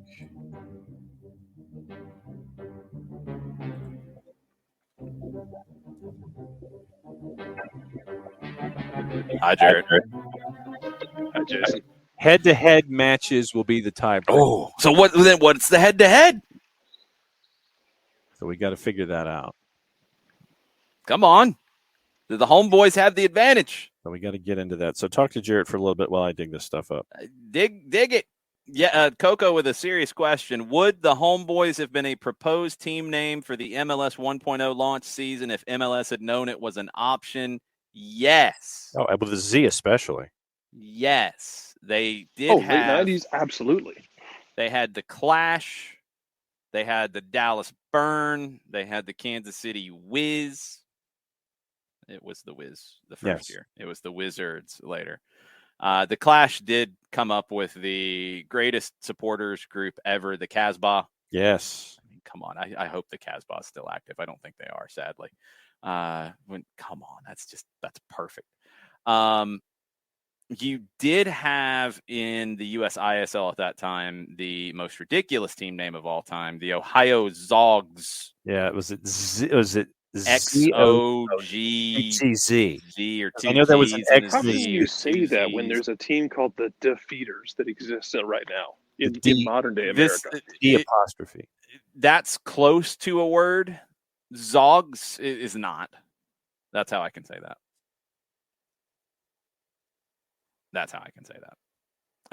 Indoor. I want to believe they wanted to call their team the Pogs, but didn't want to get sued by the mid 90s. Yeah. In 95, did you? Yeah, was that'd have been an issue, right? Yeah. Dude, Pogs were a thing in 1995. Jesus, man, those things were jumping. I didn't deal with Pogs in 1995. I was a senior in high school. I still have somewhere at my dad's house. I still have a slammer that was had bladed design on the outside with a holographic tiger. It was cool. Okay, I believe you. I do. I really do. We're checking in on some of our favorites from the picks of the week. We've checked in on the Tactical Bunny out of Thailand, finished second in the league. Tusker has the advantage with a 2-0 win on May the 8th because the April 16th fixture was canceled. Oh, drama. Is that going to get replayed? No listing on it. Getting replayed. What is going on in Kenya? It's like games get played, games don't get played. Mm-hmm. It was supposed to be part of the opening weekend, apparently, and was April wasn't the opening weekend of this particular element of the away side. Sorry, but yeah. So Tusker won 2-0 on May the 8th. The April 16th match was canceled. Kakamega Homeboys won on December 23rd of last year. Okay, so that should be part of the season, I would assume. 1-0. Maybe. And Tusker won August 13th. So Tusker holds a 2-1 advantage in wins over Kakamega Homeboys. I don't know. With 2 cancelizations. I don't know if that's accurate. All of that, any of that. I have no idea. I'm really confused by Kenya. Homeboys have corn in their logo, by the way, just in case you need to be reminded of that. I think you should be on a regular basis. It doesn't make any sense. They've got 18 teams in the league. They're not going to play the same team 3 times. I'm debating your math, John. Like I said, I'm looking at the head-to-head for the last 5. But that's the last 5. That's not in the last year. We had to take away game of the game, picks of the week because of his math. I know. I don't know why I ask. Yeah, they have played 5 times, but not in the same season. It looks like they intended to play everybody home and away, which would give you a 34-game season, but that's not happening in Kenya. So then, if you take the initial, but you went through like 3 games, so we think that Tusker holds the advantage with a 2-0 win on May the 8th. But then you got to play the other game. You got to play the 2 top teams. They got to play their 2 games. You should. It makes sense. I need research on the Kenyan Premier League. If anybody out there in Kenya is listening to the show and would like to fill us in, please do so. Because what happened with this April 16th fixture, and is it going to be made up? What's going on? I need to know what's going on because June 11th at 8 o'clock, I need to know if the Homeboys have a chance to win the title. They host the Sharks. We don't like the Sharks around here. We like Sharks more than geese, but not by much. I said it's a pretty close race there, bud. Yeah, not by much. We like the Hammerheads in Wilmington. We like the Wilmington Hammerheads. Let's see, let's see if Wilmington can bring back a team more efficiently than Jamie Vardy did. That would be cool. Can we get, if that happens, can we get a Wilmington Hammerheads versus Kariobangi Sharks match? Oh, Sharks and Hammerheads. I don't see why not. That should happen. I'm sure we can make that happen. I think it should happen. I think we should get them to play against Rochester and go drop like an 8 spot on Rochester for changing their name. Soccer Down Here is an anti-Sharks podcast, Coco. That is 100% true, yes. But even more so an anti-geese podcast. Yes. Yeah, I can't stand them. Can't stand geese. We were anti-geese. I told Jason today that there's a team in USL League 2 in the I think they're in Louisiana or Mississippi. That's the Blue Geese SC. I think it's Blue Goose. Blue Goose. I hope they lose every game. Yeah, they're in second to last place. That's good. They need to be in last. FC. Jason got rationally upset about the existence of a club called Blue Goose SC. Blue very Goose upsetting. Is in, where are they? Apparently they're in the division USL League 2 with our friends at Mississippi Bria. They are. That's the only reason I know they exist is because Bria posted the standings. Yes. Otherwise, I would have continued to be blissfully ignorant that a Blue Goose SC exists. in these And United they States. play in Shreveport at Centenary College. Okay.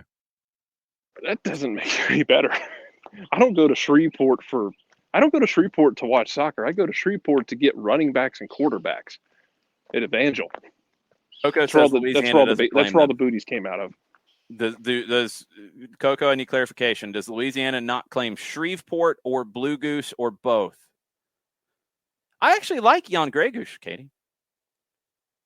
I like Jan Grey Goose. I don't like Grey Goose vodka, but I like Jan Grey Goose. Louisiana doesn't claim Shreveport. I did not know this, Coco. And apparently, Blue Goose has posted a history video on their YouTube channel about Shreveport. History of Shreveport or history That's of probably not going to help them, to be honest. Yeah, I don't know if that's a good thing. The Blue Goose Crosstown documentary. It is about Shreveport. It tracks incredibly well that the series True Blood took place in Shreveport, because then everyone in Louisiana would just be like, yeah, it's whatever, fine. It's annexed. Who The cares? only thing I know of Shreveport is the Louisiana Hayride music program, Right, based out of Shreveport for most a while. people, and this is on their website, launched and lifted the careers of Elvis Presley, Yeah. Johnny Cash, Hank Williams, Ricky Nelson. Fewer people know, prior to the Hayride, Shreveport was helping birth a musical genre within the blues that exudes our Southern roots. As musicians traveled about entertaining crowds, both large and small, men like Huddy, Leadbelly Ledbetter, and Jesse Babyface Thomas were among those who exported their brand of guitar plucking Southern Leadbelly. blues across our nation. Our club's name derives from their musical movement, a small but unique sound that emanated from just below downtown in Shreveport called the Blue Goose Blues. You can learn more about that section of Crosstown, and that's the little 6-minute documentary that they've linked to. They might be winning me over. I'm a little worried about this. Yeah, so See, Coco's right, though. It's that section of the state that just kind of blends into East Texas. into the Arklatex. Yeah. Yeah, I mean, no, I can buy it. I do not know my Arkansiana. Louisiana very well. That's okay. It's a dangerous subject to dive into. Yeah. The only reason I knew about the Hayride was like when Elvis first started to break through, and he showed up at the Grand Ole Opry. They were like, "Ooh, what's he doing? No, we don't like this." And then he went down to the Louisiana Hayride, and everybody loved it. Hey man, Stevie Ray got booed the first time he went to Montreux. No. It's I get it. Sometimes people are a little slow on the catch up. Yeah, people don't always pick it up the first time you set it down on the table for them. Yeah, it's okay. Hand fed. I mean, it's fine. It's just that's a tough challenge to put on yourself. It can be. The New Orleans Jesters, Coco mentions, are they back playing, or are they on indefinite hiatus? I believe they exist in the standings. Do they? I believe they exist. I'm not League sure. 2? No, they're in PSL. Their coach/president was like the main Farrell. person in the NPSL. Kenny Farrell. Yeah. That's a big difference. They're up and running. They've apparently already played 5 matches. Well, yes. Welcome to the schedule. Well, I just didn't know if they were playing this season because they had taken some time off, but I wasn't sure if they were back or not. Yeah, they're in. Let's see, AFC Mobile, Southern States SC, the Armada, Florida Roots, Tallahassee SC. And legitimately forget the Armada are still going sometimes, man. They're still doing their thing. Next up is an away match at AFC Mobile this weekend at 7:00 in Mobile. So there's your New Orleans Jesters update. Good. And Coco's throwing strays at Tallahassee. So I mean, sometimes you just have to. But to be fair, John will throw as many haymakers at Tallahassee as most Florida State haters will. Absolutely, sir. I will absolutely do that. Thank you, Ricky, for bringing us back into the important things here and asking about the cracked out Jaguar of Guatemala, FC Santa Lucia Coatzamalguapa. And their crest has, like, it looks maybe a dog from Stonehenge. It's a magic place. But they have a cracked out Jaguar as their mascot because, just whatever, why not? They did not have a good season. They finished 8th out of 12. They did, I believe, because I think Guatemala has a weird playoff structure. They did make the playoffs, the top 8 went to the playoffs out of 12. Again, playoffs. Just, you think MLS is crazy. 8 out of 12. They got beat by Comunicaciones. They took them to penalties, though. Comunicaciones was the number 1 team. No, sorry. They drew the second leg, but they lost the first leg 3-0. So they had 2-leg, 8 out of 12 teams going to the playoffs. MLS, take notes, please. But the cracked out Jaguar did not defend their title that they won somewhat recently. It's very sad. Yes. They did have an American player, though, Isaac Acuna Sanchez, 32 years old, who it appears had last played with the New York Cosmos in the NPSL, and before that, Detroit City in the NPSL, or NISA. No, I think that was NISA time for Detroit City. But must have Guatemalan heritage because he played for Guastatoya and Comunicaciones as well. But he's listed as American on SofaScore. Isaac Acuna. Where was he before? He was the Club America guy. He came up through Club America and never quite made it, bounced around, ended up at Comunicaciones, and then ended up with the Cosmos in Detroit City, and then now for the cracked out Jaguar. What are you saying whoops for? Because the Cosmos aren't around anymore. Well, yeah, that's not his fault. He didn't kill the Cosmos. Cosmos, did he? No, Isaac Acuna did not kill the Cosmos. Jarrett going Keith Morrison there. I can 100% be very strong in saying that Isaac Acuna did not single-handedly end the Cosmos. Yes, that is not true. Coco agrees with you. And just because something ends at the Cosmos doesn't mean anything. Hell, Poku went to Miami and knocked Atlanta United out of the U.S. Open Cup. Jarrett, we don't talk about that game for multiple reasons. I was about to say, where should we start that list? We don't talk about that match. That match is not to be mentioned on this program. Oh, Harrison Heath. I think Zach Lloyd played in that game too. You're going to get Jason. No, Zach Lloyd did not play in that game. He played 45 minutes against the Charleston Battery the round before. Yeah. Jarrett, you mentioned the name that was not supposed to be mentioned. No. See what you did, Jarrett. Yeah. I'm okay with it. Of course you are. Coco, yeah, we could get a Soccer Files on the Cosmos. That would actually be interesting. The early Cosmos, which, I mean, there is a story out there. You guys do know that one. You can watch a much better documentary than I can give you a Soccer Files, but I can probably dig up some interesting little things that weren't in there.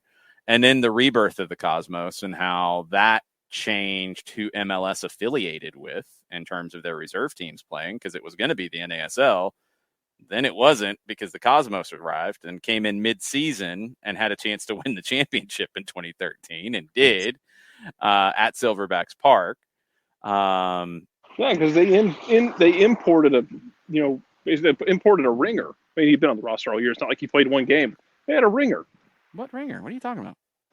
Who scored for them in that game? Marco Senna. They paid him. They signed him. That's not a ringer. That's actually employing somebody.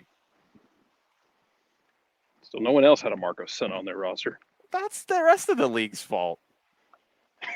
You think the Silverbacks are going to get Marco Senna? Come on. Given the budgets around the rest of NASL. Yeah. Come on now. See, Silverbacks weren't signing Marco Senna or Johnny Senna or Steve Senna. None of them. That doesn't even make sense. That'd be kind of difficult. Yes. We can get a seance together. We got enough people from Louisiana here. We can make it happen. You ridiculous Louisiana people. Coco, I don't know where the Cosmos documentary is housed these days. I don't know where you can find that. I know it's available for streaming. Good luck, KFC. He's heading to Silverbacks Park. Godspeed. What? KFC's heading to Silverbacks Park. Godspeed. Oh, be careful. Don't touch anything. Once in a Lifetime, The Extraordinary Story of the New York Cosmos. It appears you can get it on Vudu, VUDU, for $2.99. You can watch it on YouTube for $9.99. You can get it on Google Play Movies and TV for $9.99. You can watch it on Apple TV for $9.99.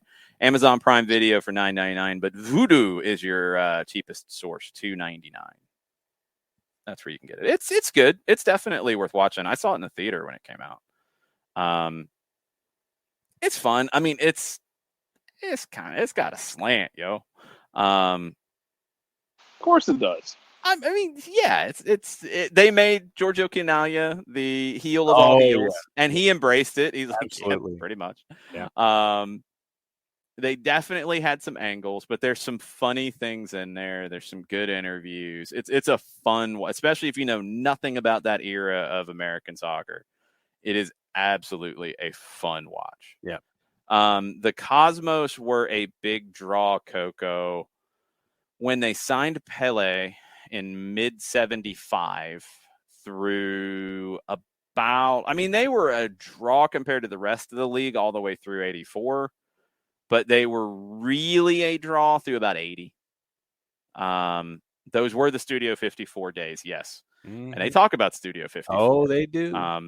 One of the best stories in there is Rodney Marsh, because the Rowdies and the Cosmos had an amazing rivalry.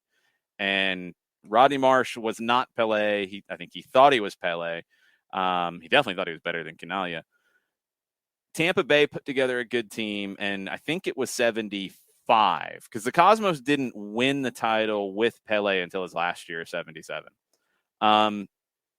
I think it was Pele's first year. It could have been 76. I think it was 76 because Canaglia was there. So it was 76. Sorry. Playoff game in Tampa Bay. Cosmos arrive.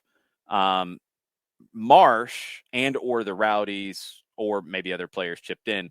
They sent a limo to the airport to pick up Pele and Canaglia with girls and with alcohol in the limo. And Marsh said that they showed up the next day to play looking worse for wear. and the Rowdies won. 3-1. Pele could party. Canaglia could definitely party. Ridiculousness, madness, craziness. So that's a fun watch. The second iteration of the Cosmos is absurdity. Giovanni Savarese was awesome. Jimmy Mowers told me a little bit about some of those days. I've mentioned some of it. They folded at the end of 2016. Then they reconstituted themselves when Rocco Camiso bought them before he bought Fiorentina. And then he had a big hand in completely derailing what was left of the NASL at that time. And I was about to say, we got the Miami FC and San Francisco Deltas won the last NASL title and announced they were going to fold. Have the scarf right there. Well, Mark Dos Santos parlayed that into a Vancouver gig that just didn't go well. Yeah, well, no, he parlayed that into an LAFC gig and then the Vancouver gig. He was Bob's assistant at LAFC. But the Deltas, I mean, good for you. You have a scarf. They announced they were going out of business halfway through their first season. And that was when I bought it. It had a very replacements energy to it of there is no tomorrow, so let's just go ahead and do it. Yeah, absurdity. Coco also wants a Soccer Files on the Atlanta Beat. The first version, there are two versions of the Beat. Yeah, that would be one to get Nick involved in. He would know the second version of the Beat. First version of the Beat played at Georgia Tech the first year until George O'Leary complained that the women's soccer players were tearing up the turf. They're tearing up the turf. He did say that. He really did complain about that. Then they played at Herndon Stadium at Morris Brown before people took all the copper out of the stadium, and now it's completely not demolished, but should be. Yeah. Then that league folded, and the Beat were one of the success stories in the first women's professional league. Second women's professional league, the Beat came in after the first year, and it never caught, even though they had like every player you can imagine played for the second version of the Beat at some point. Hope Solo did, Carly Lloyd did, other mitts, and they weren't very good, and they didn't really draw, and it just never went well. And in that league folded, that's the Magic Jack League, which is a whole nother topic of conversation. Yes, WPS. The first one was better run, but spent most of their 3-year budget in 6 months. Yep.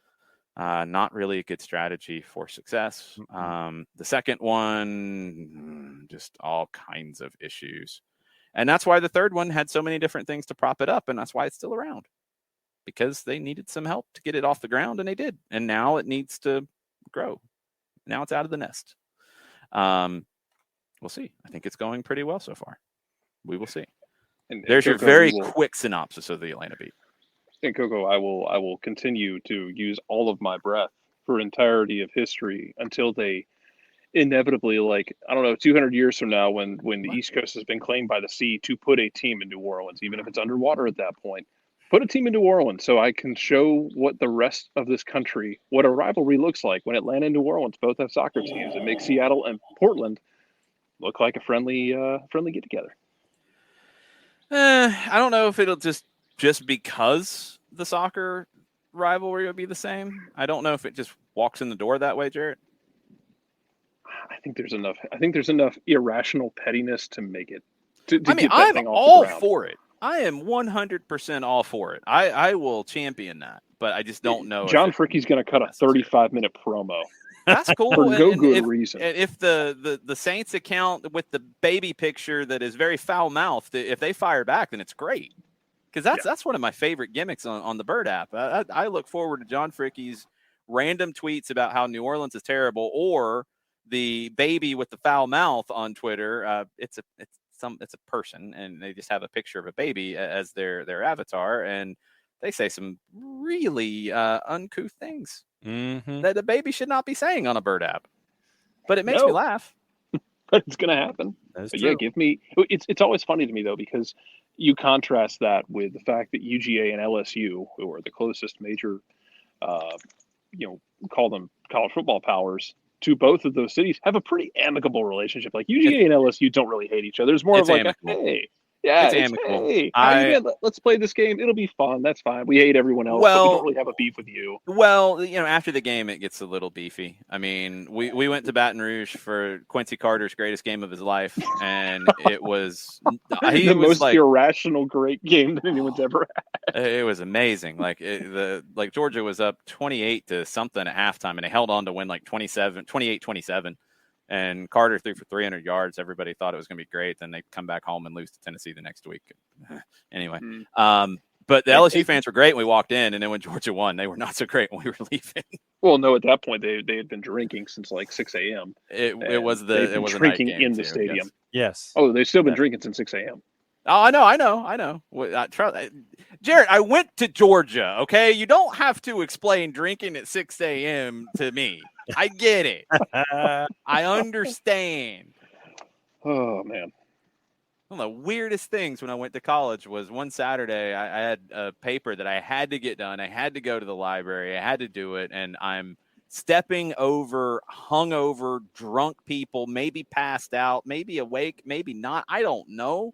Walking to the library on a Saturday kind of morning-ish. They're everywhere. Yeah, that was before they really regulated that stuff. That was from Friday night. I was about to say that's a carryover effect. That's just whatever. Coco is right though. Familiarity would breed contempt. If they had to play each other, which the SEC is about to screw up scheduling anyway, but if they had to play each other more often, it would get ugly. But I love how amicable it is in contrast to the fact that New Orleans and Atlanta are actively attempting to play spy versus spy in every other sport, including government corruption. The NBA is not like that. No, they don't care. Although Bill Campbell's got some work to keep up with Huey Long.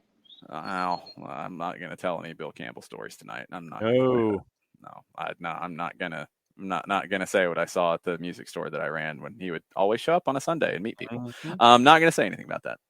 Anyway, the NBA teams don't really care about each other, Jared. So it's just the football teams. That's why I'm I'm hoping that changes.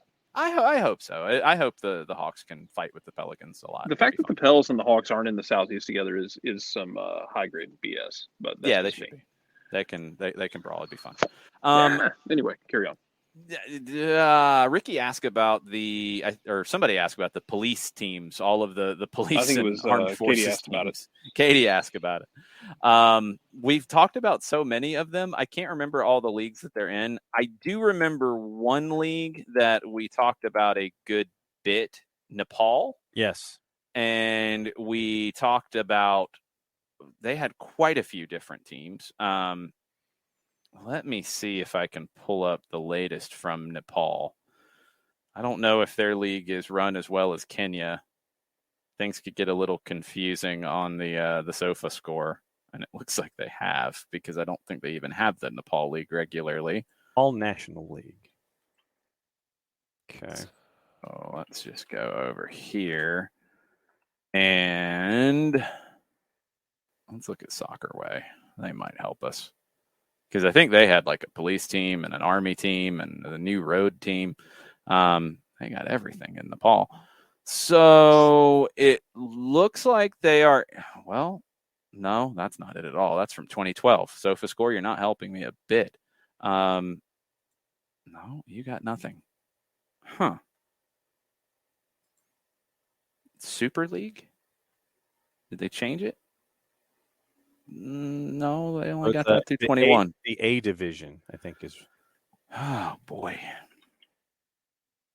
A Division League, yes. I think that's where we're at. Yes, here we go. Except they're not playing right now, it doesn't look like. I think their season's over. Well, it looks like they played everybody once. Yeah. Do they do like a split? What do they do? It's strange. I think they finished the last season. Did they start the new season? It's weird in Nepal. The army team finished second. We know that much.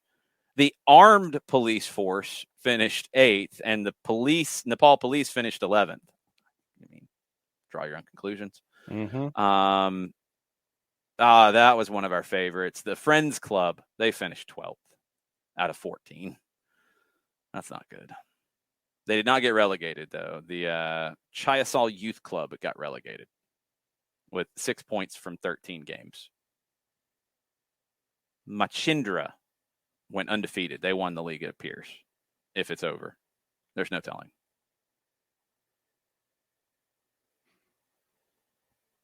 I'm confused as to when this thing kicks back in. And so they did February 16th. Machindra were crowned league winners for the second consecutive time. That's all we know. And in their last match, they Ricky, beat the police force. I swear to God, Ricky, if you put Zion Williamson in Atlanta, I will find you. Do not want. Yeah, that's like Greg Oden 2.0. You don't want that. 2.0. Nope. Coco's already fired up. Good times. Let's see. I think that's it for all the teams that we needed to check in on. I can't think of anybody else. We did learn this past weekend. We can check in on one more for Jared. Claipole. And we'll get into picks of the week. But we did learn that there is a Midland in Argentina. So Will was very excited because he likes the band Midland. They beat Nix Sportivo Italiano from Argentina from the lower divisions. So a country band beat Argentine Italians. I don't know. See, the first thing that came to mind was there was a really random band out of Texas called Fair to Midland in the mid to late 2000s. Fair to Midland with a D? Yes. I'm guessing they're from Amarillo. Yeah, they were. Saw them open for Serge Tankian when he was doing his solo stuff at the Roxy when it was still downtown. It was one of the most unhinged live shows I have ever seen.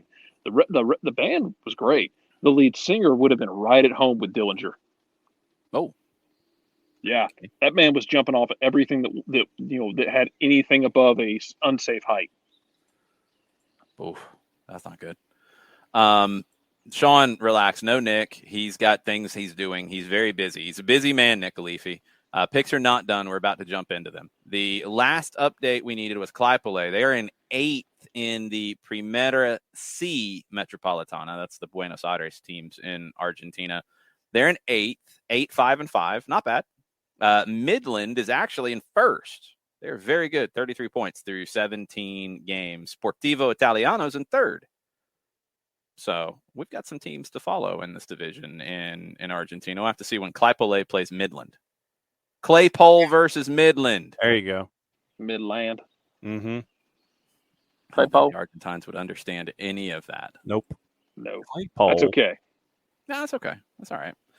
All right, I got to dig for the last section of the picks of the week results because it's been a minute because we didn't do a show last week. So we have to go back into these. Coming into the week, Jarrett, you were in last place with 1 win in this current season. The Twitch Pitch had 2. John, Nick, and I all had 3 coming into it. Ricky, I don't want Donovan Mitchell, man. Thanks, man. I'm good. You're good? I'm good. I'm good. I'm good I with don't. it. I don't want Mile High Monte Ellis. Mid Lake is a good band, Katie says. I do not know Oh, Mid Lake. never heard of them. I don't know them. Speaking of music, really quick, I will have hopefully more information when we are back on Wednesday, and I might have some information to share on social media tomorrow. Really cool event Friday, Saturday, and then the next Friday, Saturday. It's an organization called the Songs for Kids Foundation. I know them because they used to do these fundraisers and would sometimes invite other nonprofits to share in the proceeds. And Soccer in the Streets was one time. I played a game at Silverbacks Park and then went to the fundraiser, and I was told that I wouldn't have to say anything on stage. And then a band was late or something, and they called me up, and I had 2 beers in my hand, and I just played a game. And I think we made some money that night, so it was okay. But they are doing their awesome event called 500 Songs for Kids. And the 2-nighter at Venkman's on Friday and Saturday is songs I wish I had written from the 80s. And the way these events go is it's a performer does a song. So it's like you come up, you do one song, and the next band comes up. So it's a really cool thing. You'll see some people that you've never heard of that are great. You'll see some people who are like, whoa, okay, that's weird. But this one's all 80s. And Friday night, it appears, and I don't know the parameters just yet. I'm still working on all this, but it appears. Oh, Katie, awesome. Katie's band played Songs for Kids. I love Songs for Kids. You got pumped for Kevin Kinney. Well, come on. It's a great event, and we are going to have kind of an SDH gathering there. So if you want to come out, it's basically whatever you can donate to get a ticket. I think you have to do $5. But it looks like we will have some tickets to the Atlanta United Pachuca match to give away for people who make donations of a certain amount. So we will know all of the details shortly, hopefully tomorrow. Could be even a little bit bigger, fingers crossed. But Friday night, if you're not doing anything, I'm going to keep pushing this all week for 500 Songs for Kids, the very first night of it. I think it is the 15th annual Songs for Kids event.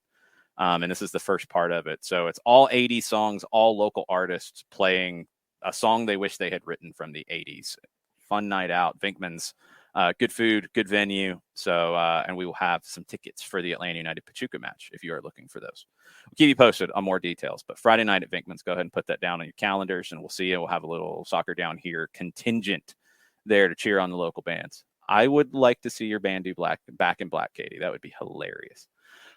They've done all kinds of different themes. This one is songs I wish I had written. And like next weekend, it's the 90s. They're at a different venue. I think they're at the Earl.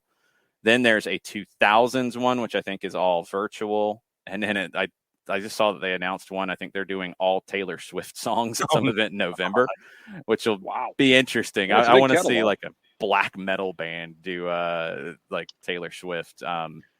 Pick anything, 15. I don't know. That'd be hilarious. I can tell you, in 2007, I went to Warped Tour and saw some like screamo metal band do a screamo metal version of Kelly Clarkson's "Since You've Been Gone." It was one of the most jarring things I've ever. Yeah. I was one of the most jarring things I've ever seen in my life.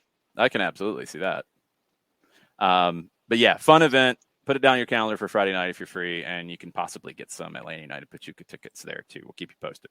All right, let's get into picks of the week from 2 weeks ago. Picks of the 2 weeks ago. Yes. We started with Universidad Católica hosting Talleres. Nick, John, and the Twitch Pitch picked Universidad Católica. No. Jarrett and I picked a draw. No. We kept the run going of everybody missing the first game. Wednesday was Roma and Feyenoord in the Europa Conference League final. I picked Feyenoord. Nope. Jarrett picked a draw. Nope. Everybody else picked Roma to win at plus 125, so they got back to 125. Thursday was Monza hosting Pisa in the first leg of the Serie B promotion playoff final.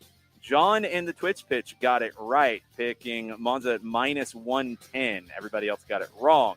So John moved to 316 along with the Twitch Pitch on 316. Friday was the big one. Kelantan FC hosting Kelantan United. It was a draw, and Jarrett was the only one to get it right at plus 210. Man. So he moved to 10. I was at minus 400. Not to That was 210. terrible. To 10. You moved to 10. Yes, 10. John in the Twitch pitch at 216. Nick at minus 75. Me at minus 400. That was terrible. Saturday got moved to Sunday. General La Madrid hosting Claypole. It got delayed a day. So got to come back to that because that was played after the Sunday game of Viveren Nagasaki hosting Fagiano Okagama. It was a draw. Of course it was. Jarrett picked the draw, and he got it right at plus 200. When all else fails, just pretend. He moved to 310. John was at 116. Twitch pitch at 116. Nick was minus 125. I was minus 500 again. That was terrible. The Saturday game that got moved to Sunday to finish us up. General La Madrid hosting Claypole. Jarrett, Nick, and the Twitch pitch picked Claypole. The General got the win. I picked it, so I got the minus 210. I didn't finish last. Nick did. John picked the General. And it came down to the prop bet. Because it was within possibly the 100. But nobody got the prop bet, which was the cards for Lou City and Nashville. So John won to take the lead for the season to go to 4. And you won on the back of General La Madrid. I'm so mad at you, Claypole. I can't say mad at you, but I'll be mad at you for a minute. Claypole let you down, Jarrett, because you would have won. Man. You would have won if Claypole had at least drawn. Maybe Claypole was looking out for the universe because we know bad things happen when I win, and we know we get amused because John gets to give a promo, and dear God. We do. Because sometimes it's not the lowly private that you depend on. It's not that sergeant that's got all those stripes that's been there for 20 years in the Army. It's not Hulka, not Sergeant Hulka who goes and retires and creates the Hulkaburger franchise. What reference is that? That's from the movie Stripes, sir. When did that come out? Would have been in the 1979, early 80s. 81? Yeah, it was early 80s. I think it did get into the 80s. I just want to point out that people rely on generals a lot.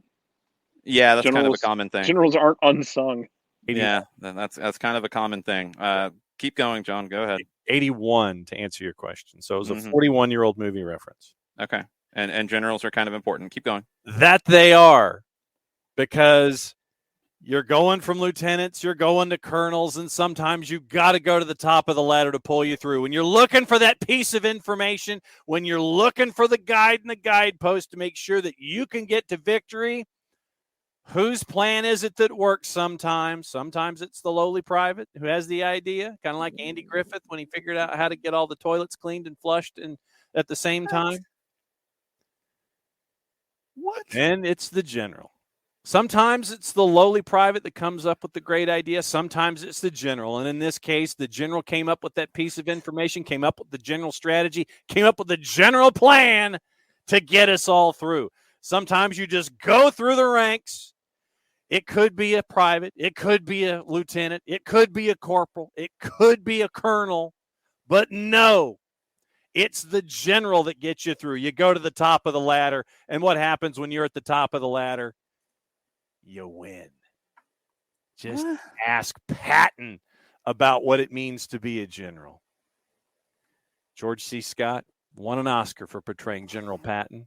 When did that come out? That was back in the 70s, so you're talking a good 50 years ago, sir. But it's the top of the ladder that gets it done. 2 weeks ago, the general came through for us. Yes, he did, Shaq. The general came through.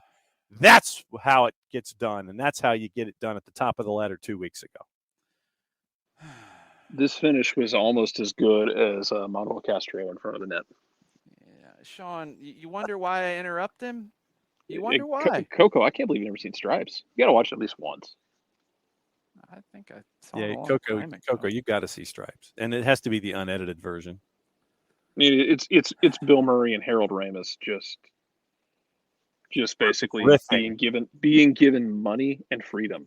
Possibly things that would have made them intoxicated. Uh-huh. Oh, Possibly. many illicit substances consumed in various manners. Yes, the many manners. Many manners. Anyway. Yeah. Ricky, this is why I ask about his references, because I know there are some members of the audience who have no friggin' clue. Bill Murray, Harold Ramis, John Candy, John Larroquette, a very young Judge Reinhold. I don't know if that's a good thing. He Sorry, really didn't have a whole lot to do and say. He just had a couple of lines, so it was within his wheelhouse. Okay, it was okay. Fair enough. Yep. John Candy, Dewey Oxburger, a tremendous movie. Sean Young and P.J. Souls also your female leads. Mm-hmm. Anyway, this week's pick of the week is going to be pretty grim, isn't it? Probably about as grim as that promo. No, I mean, I think that was grim. I think the limit of games are going to be pretty bad here. The quality of that promo was pretty bad. So Soccer for Good OG is making the pick, I am assuming, on Sunday. I got to rescue that sounder, Katie. It got lost in the shuffle in places. And I would need probably something else for that ridiculous kind of promo. Soccer for Good OG with the Sunday pick, I am assuming. John gets 2 picks. We have to have a consensus pick because we have no Nick Alifi tonight. And John has a veto. Let's see what we have. I would propose that we have a consensus pick on Tuesday. Yes. Because we have Germany and England on Tuesday. I will stipulate to that, yes. And I feel like that is a very good game to use for the consensus pick. Agreed. For some strange reason, SofaScore does not have odds on this one. I've got entertainment purposes only. Yeah, I don't know why they wouldn't. But we'll use the entertainment. We'll stick Greenland to the Premier League. Hell yes. Newest CONCACAF member, Greenland. Not yet. They have not been approved, Jarrett. Do not spread incorrect information about Greenland. Hopeful CONCACAF. Aspiring Nations League participants, Greenland. We're going to look this up, Coco. Hold on. I got you. They're not even in the FIFA yet. Germany and England, one update, and we went back and forth on this. I wanted to clarify for 4Card. And I've said it before, but it's been a long time since I've said it. In a situation like this, when the odds are not posted when we do the picks of the week on SofaScore, we keep it in one place for it to be official, try to keep everything on the up and up. Because the last person who was doing the scorekeeping did not keep things on the up and up. I don't know who that was. Yeah, I don't know who it was either. It was some guy who won last week. So if the numbers are not there when we do the pick, then we check it when the result is final, not before the game kicks off, not anything else. When the result is final, what is posted. Because SofaScore, and you can go back and check on other games. So like today, Croatia and France. Actually, wait a minute. Now I'm getting a little worried about this because they do not have numbers on the Nations League at all. Did they stop putting numbers on games? Hold on. We might have to do some checking here. Well, see, what I want to see is I want to see one of our games have the result overturned after. I want to see our results get overturned after a week. Like where we have to go back and, somebody played an ineligible player. That result has been flipped as a forfeit, and now we have to undo someone's promo. That would be amazing. That would be hilarious. Okay, we have a problem, and I don't know why this is. SofaScore does not have any odds posted on anything. Ricky says he has numbers on SofaScore. Let me reload. Why would mine not have it? I'm logged in. Huh. Why is it not there? It's not how it usually is. Let me keep looking. Why am I not getting this? I'm massively confused at this point. The Greenland Premier League was canceled in 2020 and 2021. It is TBD for 2022. The team that won it in 2019 was, oh Jesus, I can't pronounce that. Yeah, what is it there? You want to try? Nagslun Guak. Exactly. Greenland Premier. Hang on. Nuke won it in 2018. Okay. Yeah, I don't have it on my SofaScore.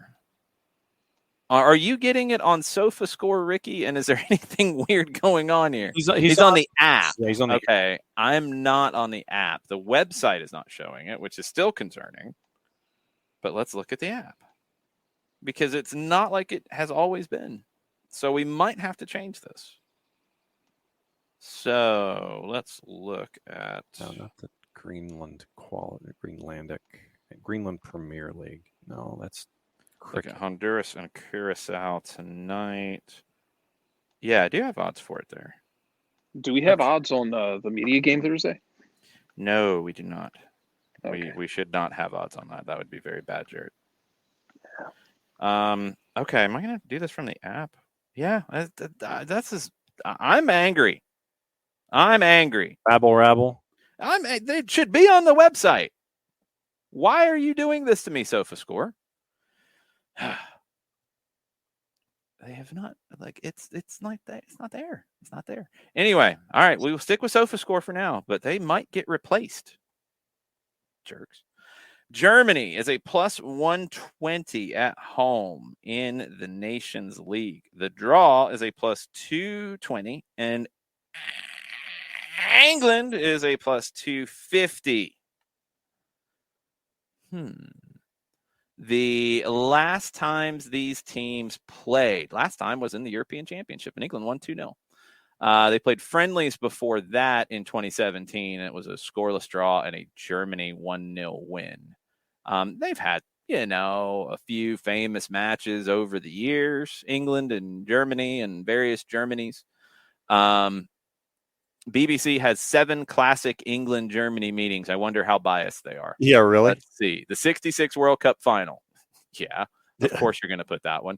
The 1970 World Cup where, yes, West Germany won in the quarterfinals. They're not too biased. The 1990 World Cup where West Germany knocked England out in penalties in the World Cup semifinal. Euro 96, Germany, penalties, winners in England over the English in the Euros. 2002 World Cup qualifying. Now, that is one of the most impressive World Cup qualifying victories of all time for England. Sven-Goran Eriksson's team hit 5 against Germany. 5. They were down 1-0 and they hit 5. Michael Owen had a hat trick. The 2010 World Cup, people are still mad that Frank Lampard's goal was not a goal. It should have been a goal. It was not a goal. Germany won 4-1, and then in the Euros last time when England won. So I am last of who is here to pick. What? So they can be sad about it all they want. They lost 4-1. It's not like that goal cost them. It should have been 2-2 at that point. It should have been 2-2. That's what the English say. It would have been a different game. They say they should have won 1776 too. Whoa, did they? Do they still hold on to that one? Oh, they do. Let's ask 3-year Letterman and see what he has to say about it. That's a whole nother topic. So I'm picking first out of who is available to pick, and I am picking a draw. Jarrett, what are you picking? Give me the draw. Jarrett is picking a draw. John? I'll go Germany. Why Germany? Just cause. Is there something Hansi Flick has told you? No, I'm just trying to be different with my first selection than the two of you. That's basically the only reason why. Mm-hmm. That is the kind of analysis that you can only get on soccer over there. Just cause. It is strategery. Just cause. Hey, he didn't take a draw. That's true. Is anybody surprised by that? Yes. Genuinely. You didn't pick a draw. Good grief. You don't know how this works by now. Wednesday. Let's get into it. Now we have to make our picks. That was the consensus pick. So Wednesday, we have the Miami FC hosting Indy 11. We have Birmingham hosting Memphis. Buddy. We're going. I'll take Yeah. that one. Okay. I'll go there. That's easy. Sean is picking Birmingham. Hate. versus Loathe entirely. Yes. Memphis. As we learned at Ghost Train Brewing in Birmingham, over Yes. and over and over again. That's Now- okay. I think Atlanta United too had some hard feelings about Memphis from the last weekend too. That game was violent. Now, I do not have numbers on this one. I do not either. Okay, so then I don't feel bad. Purposes only. Now, in this situation, when there is nothing posted, and if there is nothing posted after the game on the Sofa Score match page, then it is plus 100 to the winner. Not they get their money back and that's it. It's a plus 100 win. Because you got to win something for getting there. I'm not going to punish them for that. But plus 100 is where that goes. So just to clarify, in these situations where SofaScore does not post odds at the conclusion, if there's a winner here, whatever comes out right, if anybody picked it, they get a plus 100 bet. So essentially they get 200. And the losers lose their $100 bet. Okay. Birmingham, Memphis. Jarrett, what you picking? Oh, do you want like information on these teams and such? No, honestly, no. Give me Birmingham. No? You don't want anything? Out of spite. I mean, Memphis is first and Birmingham's 8th. Throw out the record books, baby. Memphis won when they played in. Memphis seemed to be pissed off about giving up 2 goals to Atlanta United too, and frankly, they probably, if Grant Howard puts his shots on Friend, they probably would have given up 4 to Atlanta United too. I think Memphis is on a very impressive run over Birmingham these days. Birmingham has not had a win against Memphis in the last 3, and you are picking Birmingham, Jarrett. Going with the home dog, proposed home dog. Expected home dog. Yes. Yeah. Both of those teams are going to be physical as hell, and both of them can be physical as hell. Memphis showed you, if you watch the Tuesday game, that they can beat you up if they have to. Malloy, and part of that pivot in the midfield is he just fell down. Got some dark arts about him. And then with Birmingham, look, Anderson Acedo is still there. And Anderson Acedo knows one mode, and it is attempted homicide. Yeah, if there's an Atlanta person on the other side, yes. Well, Goodrum and Kissy do. They're not wearing Atlanta shirts anymore, so I don't think it's the same. I have seen them play other games. It's not as intense as when he's at the fraction, but he still keeps that energy. Okay. John, what are you picking? Memphis. I am going to pick. What has Birmingham done lately? They've won 2 in a row. I'm going to pick a draw. I don't feel good about it, but I'm going to pick a draw. All right, Thursday.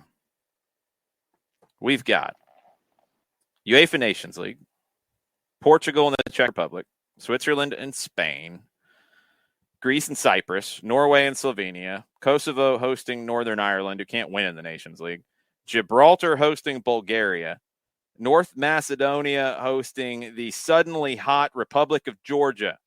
Let's go there. You're going to go, okay, that's your 2 picks? That's my 2 picks. All right. North Macedonia hosting the national champion Georgia. If Kirby Smart walks out on the touchline with that Georgia team in North Macedonia, yes, did they wear the white helmets for that game? Oh God, yes, and then they lose and burn them, and we don't have to talk about them anymore. As Uga takes like 40 foot. Uga takes a 40-foot walk and passes out on a bag of ice. Hey, I wish I had that dog's life. All right, short life. Well, I'm just going to leave that one alone. Let's see. So North Macedonia and Georgia history. Georgia has never beaten North Macedonia, it appears. North Macedonia won in Georgia last time they played. This game is in North Macedonia. Last time they played in North Macedonia, Georgia got a draw. Draws in the Nations League in 20. Currently, Georgia has won 2 games in the group. North Macedonia, a win and a draw. So this is a big game at the top of the table. Mm-hmm. Although Bulgaria will probably beat Gibraltar, so they'll be on 4 points. Yes. Georgia's on 6. North Macedonia's on 4. So, John, you were picking first. Oh, sorry. North Macedonia plus 120, draw plus 210, Georgia plus 220. Draw. John picks the draw. I am going to pick North Macedonia. I just don't anticipate them scoring a whole lot of goals. That's why I said draw. Jarrett, what you picking? Give me Georgia. If for no other reason, I'm amused by the white helmets, especially on Arch Manning as they attempt to break Jason. And Justice Haynes. I've given up. They're going to In the wear the white same helmets. photo. They're going to wear the white excited. helmets, but I will tell you this: if Arch Manning wins a title, all will be forgiven. No one's going to care. No, he's not from the Peyton tree, so I don't have the issues with Arch that I would have with an offspring of Peyton. It's the Peyton issue that I have serious issues with. And the white helmets, look, I mean, they're going to wear them. They're better than It's better than the red ones that they wore against Boise that year. That's the most awful abomination of justice and style and anything good they that deserve we to stand get for waxed in in life. that game. Those uniforms were the worst things ever created, and I'm glad we've never seen them again. And please never mention those, along with the Open Cup game against the Miami FC. Those 2 things can never be mentioned on this show again. Understood? Okay. Yes. Okay. What about the ones that I think it was 2009 that they wore against Florida? That was like black helmets. Yeah, but it wasn't like the cool black that they wore against Auburn that one year. It was like this weird mashup of colors, and Florida hung like 45 on them. No, I think it was just black helmets. I think it was just black with the G. I don't think they were that weird. I don't think they were that weird. I don't like them either. Look, the helmet's the helmet. Like, don't change it. The white helmet is better than the stupid Combat Pro nonsense, stupid uniform. So that year it was the black helmet with the white shirt and the black pants. It was very weird, and then they just got blasted. Like when you do like the black jerseys with the red helmet, chef kiss. That was great. Stick with that. Yes. Turner, I hated those Boise State uniforms with a passion. The Georgia uniforms against Boise were terrible. The helmets sucked. The jersey sucked. All of it sucked. Nike Combat Pro sucked. We're not talking about it anymore. Not talking about it ever again. I thought we weren't talking about it. This is one thing I am happy about, that LSU has generally nailed their alternate looks, and then Kennesaw is basically an FCS version of Oregon, where Kennesaw changes their look every week. I don't think they've worn the same combo twice in the last 3 years. Yeah, I don't like that. The white helmet is the least offensive of the alternate helmets for me, for Georgia, but I don't like it, and they're going to wear it, and everybody's going to love it, so I've given up. Friday. Go ahead, John. Just get it out of the way. You went out of the way. Yeah. What are you talking about? Okay, fine. Friday. Not doing this stupid nonsense again this week. Friday, because he'll wait to the end and he'll start yelling. And it'll be Coco, it's alleged the Ireland game issue is I think coronavirus related. Oh, that's not good. That's not good. No. Go ahead. Just start yelling. Just all I ask you, John, is don't come in screaming like a lunatic with Rebecca Black lyrics. Okay, please, just don't do that. Just do it in normal volume and do it, and we'll all be done with it.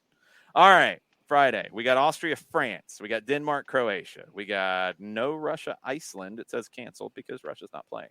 We have Andorra and Liechtenstein. Boom, boom, boom, boom. We have Dominican Republic hosting Guatemala.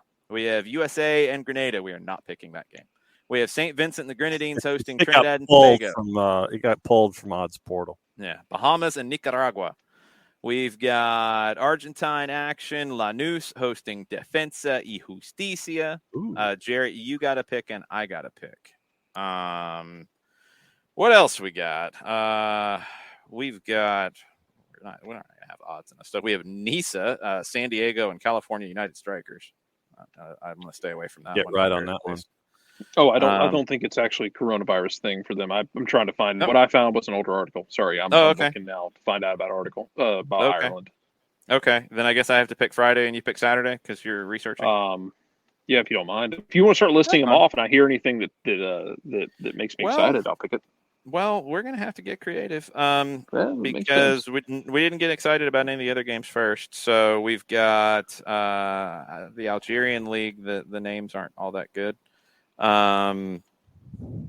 We have Bangladesh. Saturday will be easy. I got Saturday squared up. Oh, okay. So you're gonna leave this one for me. Thanks. You want to go to the? No. I mean, if I'm just saying, if you find something for Friday, Saturday's easy for me. I got it. There's not a lot of options here. And I hate having to go to the stupid app, SofaScore. I'm very disappointed in you. Well, I mean, you got Lanús and Defensa. Yeah, I mean, that's not exciting, though. We've picked a lot of we did pick North Macedonia and Georgia. Aldo Civi and Estudiantes from what? Look, it's sad that, we look at, like, Birmingham and Memphis and North Macedonia and Georgia as, like, run-of-the-mill picks. Second division in Macau? That's one we haven't been to. We have not picked from this league. And Australia in a while. Yeah, that's true, but I think I have a better one. Okay. Let me do some cross-referencing because, again, I'm mad at you, SofaScore.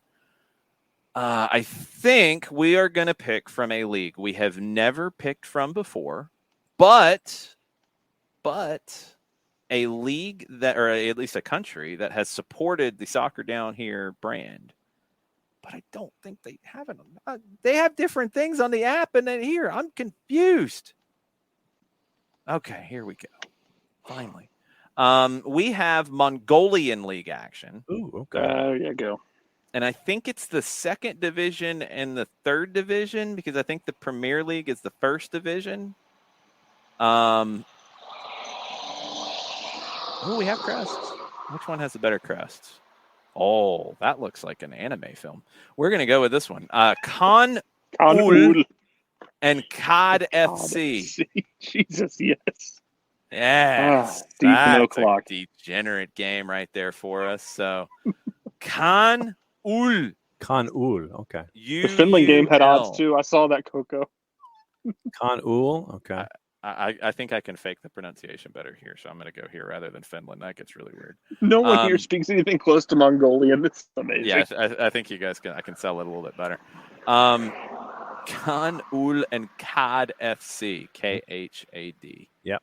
I do not have the first league standings. Let's see if we can get them. Ricky, that's how bleak this is. Suriname has games on SofaScore. I was about to go there. I was was thinking New Zealand at one point. This is the second division of the Mongolian League. Okay, we have learned that. I don't know if we're going to get any more details, though. Looks like COD beat Khan Ul 2-0 in the head-to-head. Well, they're going to play again. That's what this game. We pick games. Khan Ul is such an amazing, somebody made up that anime character for an existing show, kind of. It's a good one. It's a good one. Khan Ul FC. Okay. So head-to-head in the first league back on April 11th, COD beat Khan Ul 8-0. 8-0? 8-0. 8. As in following 7, but on the way to 9. 8. That's not good. Maybe we shouldn't pick this one, Jared. Finland has odds. Oh, man. I like the Khan Ul logo. Well, yeah. Is this a prop bet? Well, Khan Ul Khan Ul got relegated to futsal. Never mind. Their page doesn't even have anything about outdoor football. It's just futsal. Oh. Okay. Yes, this will be no, we can't. The prop bet would have to. Well, Nick's not here, so yes. Do we want to just put? Do we want to just do this and put it at 200? No, it's not that. It's just it's going to be one-sided. So the number of goals in the Khan Ul COD FC game is the prop bet. And what was the last time they played, John? 8-0 COD FC back on April 11th. So it was 8. Jesus, then. Joseph and a camel. Yeah, so that's why we're not going to pick this game. Thank you for doing the research and saving us from that. So the number of goals for the prop bet, then, I am going to pick 11. John? 7. 7. Jarrett? 9. 2 of them coming from Goldar FC because Ricky Ricardo's right. That looks like a Power Rangers villain. I kind of was thinking Power Rangers. That's a good shout. All right. Well, then we're going to go to New Zealand. And we are going to take, man, they have regional leagues in New Zealand. That's not that big. Why do you have to have a North and South league? I don't even know what level that is. I'm guessing the third. I think the Central League. Well, maybe the Central League's the first, because Wellington Phoenix reserves play there, and they would be in the A League, correct? Yeah, Wellington Phoenix would, yeah. Yeah, but their reserves play domestically. So we are going to go with, do we have odds? No. Premiership. Oh, that's 2 versus 5. Oh, there's a Premiership in New Zealand? Yeah, the Premiership, yeah. Okay, then what is the Central League? Same. That's the Premier League? Yeah. Well, okay. It's there are 3. It's geographic. It's Central League, Northern League, Southern League, and they're all so it's geographic. Okay. So I got it now. I understand. I guess as well as you can with New Zealand. All right. None of these crests are creative. New Zealand, you're fired. That's a little disappointing. There's zero creativity here, and I am infinitely disappointed in you, New Zealand. There's got to be one that's good. One of them looks like Wonder Woman. Nomads United looks like a 1970s ABA logo. That's kind of cool. What are they? Dunedin City Royals. That's nice. Oh, you're in the Southern League. Okay. I'm just bouncing through looking at crest to see if any crest matchup grabs me. Looks like there's a swan. Look at Kashmir Technical. Kashmir Tech? Yeah. Kashmir Tech. What league are they in? Kashmir Technical's in the Southern League. Kashmir Technical. It's like what's so exciting about that? Nothing. I'm just saying it looks like if the Universal Technical Institute or our shop class had a soccer team. That's what it's like. Coastal Spirit has a very USL energy to it. Bay Olympic has an Olympic torch. I mean, probably allegedly. I don't know how they get to be called Olympic. That might cause some problems. Yeah, really? Auckland United. I kind of like that logo. Man, y'all don't have to be English. I just need you to know this. Ooh. Why do they have another? They have a Wellington. Look at Auckland City. It reminds me of the Jacksonville Armada. Well, Auckland City is a team that we know, correct? Yeah. They've been around a minute. They've been involved in the Club World Championships. I am going to go for, let's see if we got a good matchup. We got a 2 versus 5. We got a 3 versus 7. We got a 1 versus 9. Let's go to the north. We got a 3 versus 5. That might be our best one. No. We're going to go with Kashmir Tech. 2 versus 4.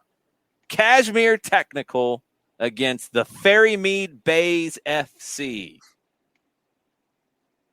And we have no odds. Do you have odds on the New Zealand League, John? Efforting.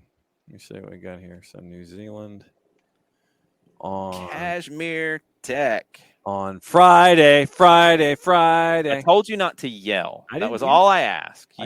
You were pretty loud. We have no odds either. Okay. Ferrymead Bays. Do we know anything about these teams, John? Well, we can certainly find out. So you want Ferrymead Bay or you want Kashmir Tech? I want to know the story of Kashmir Tech. Kashmir Technical. Is it a technical college? Is it a technical high school? Is it just their technical soccer players? An association football club based in Christchurch, New Zealand, formed in early 2012 from the merger of 2 of the city's premier teams, Kashmir Wanderers and Woolston Technical. I love all the Wanderers everywhere in the world. The 2 clubs had agreed to work together in early 2011, and the 2011 Christchurch earthquake, which devastated their home city and resulted in the loss of many playing facilities, hastened their merger into a combined side. Kashmir Technical play in the Mainland Premier League and have won the Chatham Cup twice as Kashmir, but also once as Christchurch Technical Old Boys. Formed in 1923, Christchurch Technical was Christchurch Technical Old Boys. Club changed its name to Christchurch Technical in 1968. also known temporarily as Christchurch City, when Woolston Working Men's Club and Christchurch Technical briefly merged to play in the National Soccer League in 2000 and 2001. We're not doing a soccer files on the history of the New Zealand league structure. 2012, Woolston. But we don't know anything about why it's technical. Let's see. We don't know if it's like a school of some sort. Doesn't say. I'm disappointed. Oh, what about the Wait, Ferry Mead Bays? The ultimate. Yeah, I'm very disappointed in Cashmere Technical. Yeah, I mean, it says Christchurch Technical, and yeah, it's like I'm at the ultimate NZ soccer website, and all it has is just like a bunch of records and things. It doesn't tell me the why. Very disappointed. Ferry Mead Bays, they are a semi-pro team. They've won the league title, the Mainland Premier League, 5 times. They play their home games at 2 different places. They're navy blue and white, except their crest isn't navy blue unless it's just miscolored. Their main rival is Cashmere Technical. Ooh, so it's a rivalry match. Of course, the club nickname is the Bays, a reference to the club's several bays and coastal landmarks around that part of the city the club is located. Who knew? Very original. They were formed in 1972 by a group of 6 enthusiasts. I'm enthused. 6 enthusiasts. At least they weren't called Soccerites like the 1910s articles from the Atlanta Constitution called the soccer enthusiasts in Atlanta. The Soccerites. It's a great thing. I need a T-shirt. Nice. They started as Bays United AFC. They have some notable former players who have represented New Zealand. Unless you're big time up on the New Zealand national team, you probably don't know Greg Draper or Glenn Collins. They do have their official website. Let's see. It's kind of boring. And the official website for Cashmere Technical doesn't have any explanation as to why they're Cashmere Technical, but they do have a shop. They have a shop? They have a shop. Are you going to buy Cashmere Technical stuff now? Depends on the exchange rate and what is available. Okay, well, have fun with that. Yeah, I have no idea why they are technical. If it makes you feel better, the what league was that? There's a Anguillan League, which is a British overseas territory, has a game between Attackers FC and Uprising FC. Why didn't we pick that game? I don't think they're ever going to be odds on that game. That's fine. It would have been a plus 100.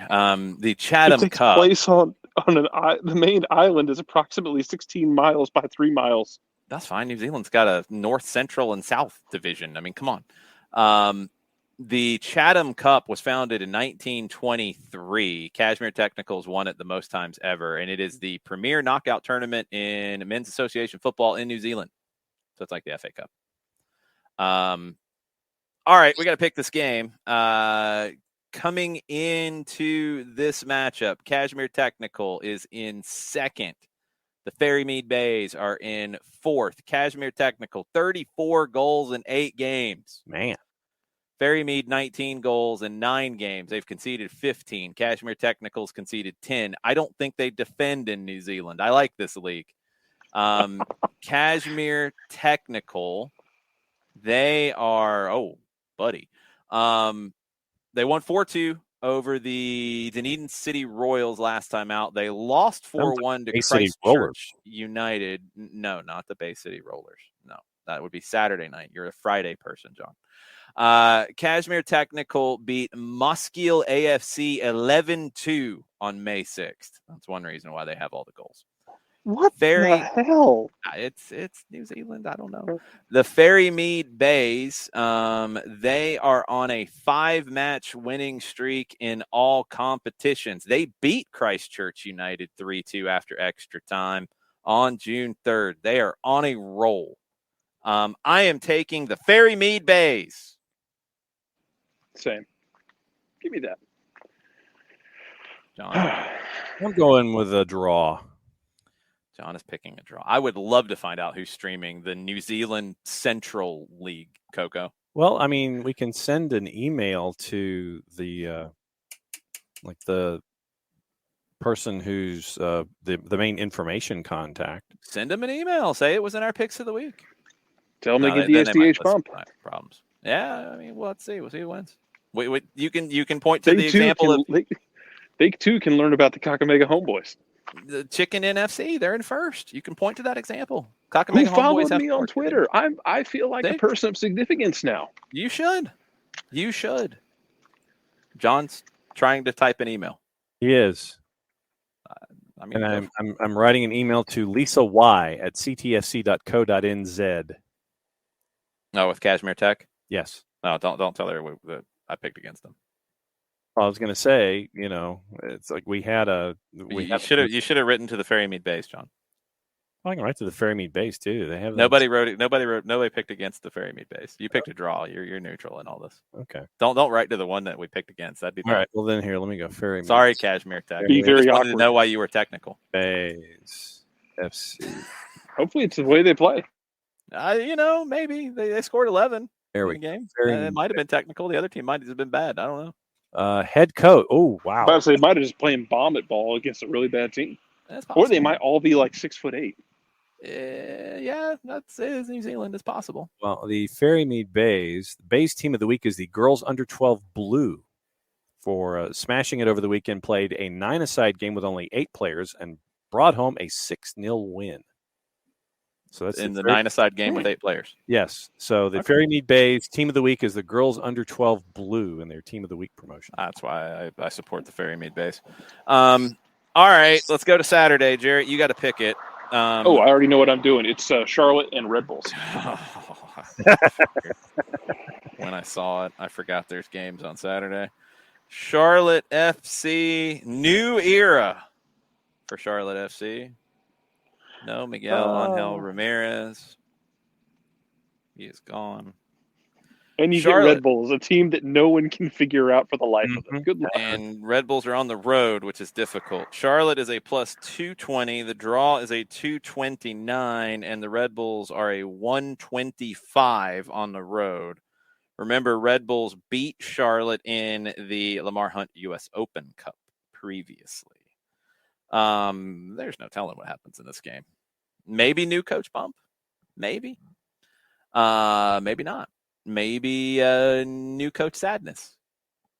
New coach malaise. That's very possible too. It might be a little bit of both. Some ennui, perhaps. Just look at who's in the lineup, who hasn't been in the lineup. That's going to give you some clues. I'll tell you something. And look at who's not in the lineup, but maybe has been in the lineup. And that might give you some clues. Will, for the 547th time, Nick Alifi has life right now. He's got life. Life has pulled him away. I'm going to make a crawler to go on the screen. He's been pulled away by life. Yes. He'll make his picks later. Real world has pulled Nick away for this particular show. Everybody shows up randomly different times. And Nick's not here. Sorry. Nick's not here. He left us in the lurch. No, he had life. I'm sad too. We're all sad. Okay, we're doing the best that we can. We're trying to plow forward as best as we can and be happy for Chicken in FC's success. If we have that, we have enough to get by. All right, Charlotte and Red Bulls. Jarrett, what are you picking? Give me the draw because I have no idea what to predict about Charlotte, and I wonder if they just kind of like peek out of their shell on this one after the break, and just basically do Charlotte not let turtle now. Charlotte might turtle a little bit here and basically tell Red Bulls, hey, you should carry this game and make mistakes. I think Red Bulls win. I think they win by 2 goals or more. Charlotte, I'm telling you, just play this thing close to the vest. Make Red Bulls carry it and wait for them to step on a rake a la Sideshow Bob. Or more goal win for the Red Bulls. Lewis Morgan. If they choose to come out and play possession style and carry the ball up the field, yes, Lewis Morgan will probably burn Christian Fuchs into the ground. I think it is a Charlotte team that is caught in between ideas, and the Red Bulls Christian Fuchs is going to try and keep up with Lewis Morgan, man. Yeah. Thrash. I don't know where Chris Armas is these days, Coco. Pour one out for Chris Armas, man. Chris Armas seems, by all accounts, I have never heard a person say a bad word about him as a I like person. Chris Armas. And Chris Armas seems like a genuinely good dude who is just going to be constantly hounded by everything that has happened. So sad. And blame Toronto as much as anyone for that Mhm. spell, because Toronto brought a dude in who was trying to do something that did not fit what they wanted to do. They hired him to do it, and he tried to do it, and then he didn't fit what they had, and then And they then, said, then "Oh, they it's just bad." sat there with a surprise Pikachu face. Good grief, John! What are you picking in this game? Oh, good Lord, Red Bulls. Okay, Jarrett picked a draw, so yell at him.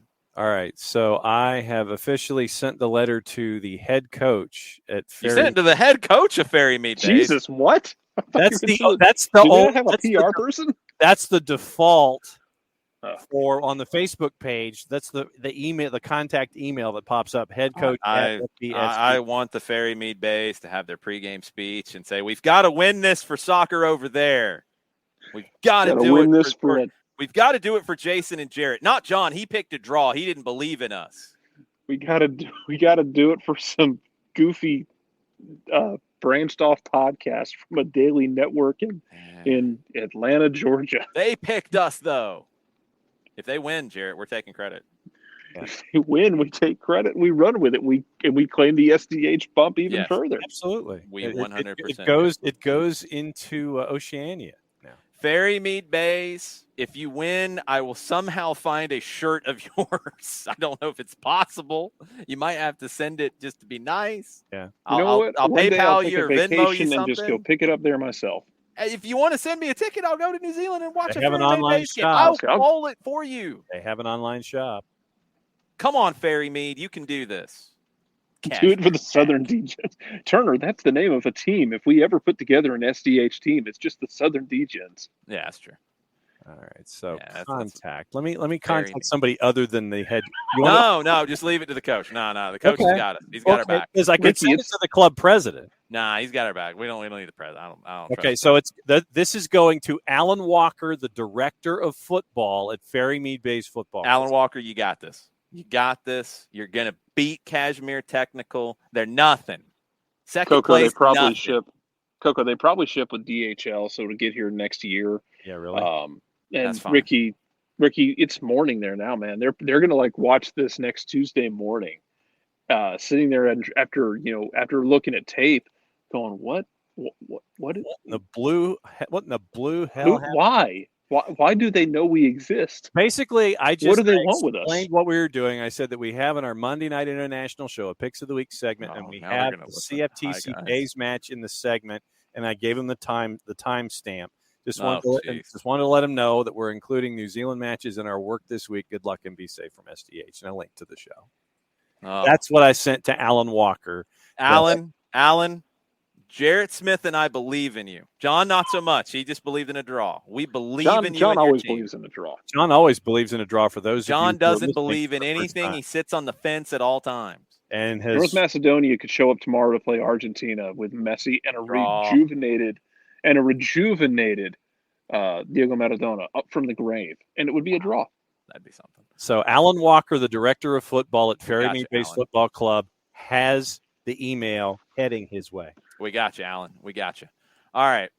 Sunday, I believe it is the Soccer for Good OG who won last time. And Ricky has found streaming info or steaming info for New Zealand.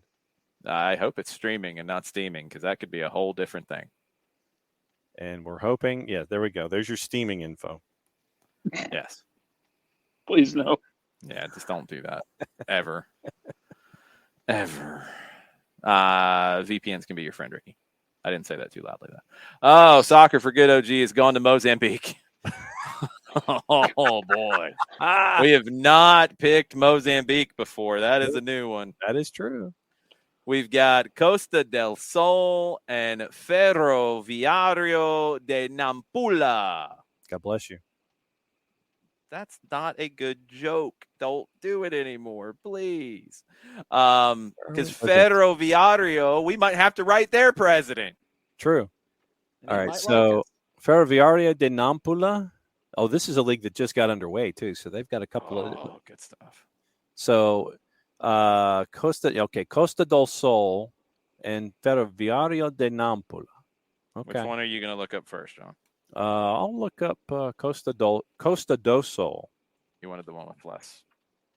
Costa del Sol, syllables in it. Mozambique. Ferroviario de Nampula Clube. Apparently, it's a restaurant in Maputo in Mozambique. The Costa do Sol. It's the restaurant team? Well, hang on. Let's see. Their nickname are the Canarinos. Canaries would be my guess. Yeah, that's a very good guess, John Nelson. Good job. Clube de Desportos da Costa del Sol, commonly known as Costa del Sol, is a Mozambican sports club based in Maputo, best known for the professional football team playing in Mochambola, the top division in Mozambican football. And they're 3 games into their current league. Founded 15th of October 1955, they won their first title in 1979, the Mozambican League, and today is the club with the most titles won since national independence. They are nicknamed Canarinos, Little Canaries, for their equipment color. Wait a minute. The Costa del Sol are they the Little Canaries? Little Canaries. Well, why in their crest do they have what appears to be a leaping dolphin of some sort? They're just a bird at full extension that doesn't look yellow. What's going on with that, Costa del Sol? The club plays their home matches at Estadio da Costa del Sol and has a maximum capacity of 10,000 people. The venue is located about 550 yards from the Costa del Sol beach in Maputo, I don't think it's a bird. I think it's probably something with the outline of the country.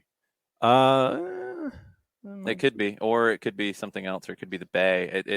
I don't know what it is. Okay, so the Costa del Sol beach in Maputo inspired the refoundation of the club's name in 1978. Oh, that's the name. That's not the. I'm gonna think that's maybe not a dolphin. When I looked at it very small, it looked like a leaping dolphin with his mouth open, but it doesn't look like a dolphin. So their roster is mostly Mozambican, except for one, Stephen Sime, who is Liberian, and Elmo Kambindu, who is Namibian, and Kisimbo, who is Togolese. Okay. We don't have a whole lot of information on the Ferroviario de Nampula. It's a little disappointing. They were founded in 1924. We know that much. According to Wikipedia. The current president of Mozambique was the president of the club from 1993 to 2002. Okay. That's kind of cool. They won the league one time in 2004. They've been in the Champions League one time in the preliminary round in 2005, and that was as far as I got. They've been in the equivalent of the Europa League, the Confederation Cup in the CAF, twice in the preliminary round. They didn't get any further.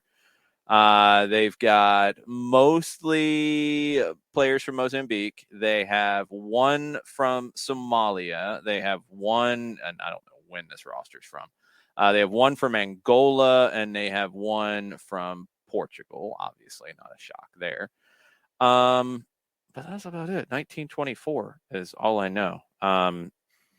Their nickname, what does that translate to from Portuguese? I'm not up on my Portuguese. It doesn't translate to anything according to Google Translate. That's not good. I'm a little disappointed in this other team. I thought we'd get more. Let's see. In English. Looks like there aren't many great matches for your search. Great.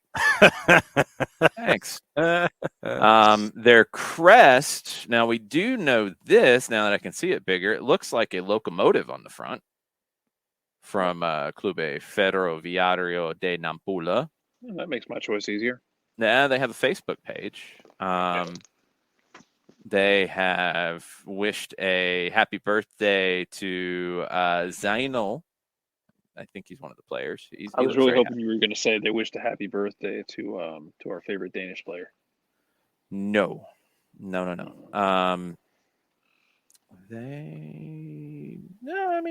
Facebook page it's pretty up to date, pretty common. They won a cup here recently.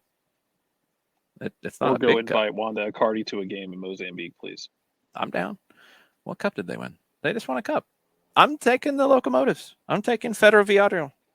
Yes. That's my pick. Jarrett picks them too. John, what are you picking? Draw. Oh, boy.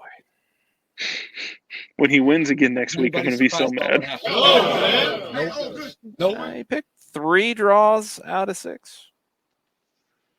It's been worse. I picked 2. Jarrett picked 2. Yeah, that feels about right. Yeah, they won a cup. The Locomotives won a cup. I don't know what cup it is, but they won some kind of a cup on June 4th. They're very excited about it. Salud. That's actually a pretty cool trophy. It's just not the biggest trophy, but they won it. I don't know if it's might be like a local trophy. I think it is. I think there's multiple Clube Ferroviarios. There's like 38. Okay, that's confusing. What is ferroviario in Portuguese? There are 5. There are 5 ferroviarios in the 12-team league. De Nampula, Strait, de Maputo, Lichinga, and de Nacala. There are 5 ferroviario franchises in railroader. Okay. That's train. Okay. Yes, I'm guessing Mozambique is big on the train. So a whole bunch of trains. So 5 stops. So you have train, the train of Nampula, the train of Maputo. I don't think it's just like a train, but yeah. So 5 different locales attached to a train, or 4, and then the train itself. So there you go. Sometimes the bigger the trophy, the more prestigious it is, or you're playing a prank on Lorenzo Insigne. If you didn't see when his last game with Napoli, after the game, for some reason, they brought him a trophy, and it was bigger than he was. And somebody thought that was hilarious. It was kind of funny to see him looking at it like, what? Here's your big trophy, sir. Yes. Jared, are you leaving us? Yes. Why? He done. Because I have to go to bed. Okay. You think you're going to actually do good at golf tomorrow? Yeah. Really? Yeah. You seem kind of like confident and stuff. I said show up, not do well. Oh, no. I said, are you going to do well? I said, are you going to do good? No. I mean, I'm glad you're going to show up. That's good. Going to be there, yes. That's going to be it. That's good that you're going to show up. That's one Nothing half else of the is battle. promised to you. All right, fair enough. You don't want to hear what Nicholas Bentner's been up to? No, not at all. You don't want to hear what Mauro Riccardi and Wanda have been up to? Not if you paid me. That sounds like. Do you want to hear what Gerard Piqué and Shakira have been up to?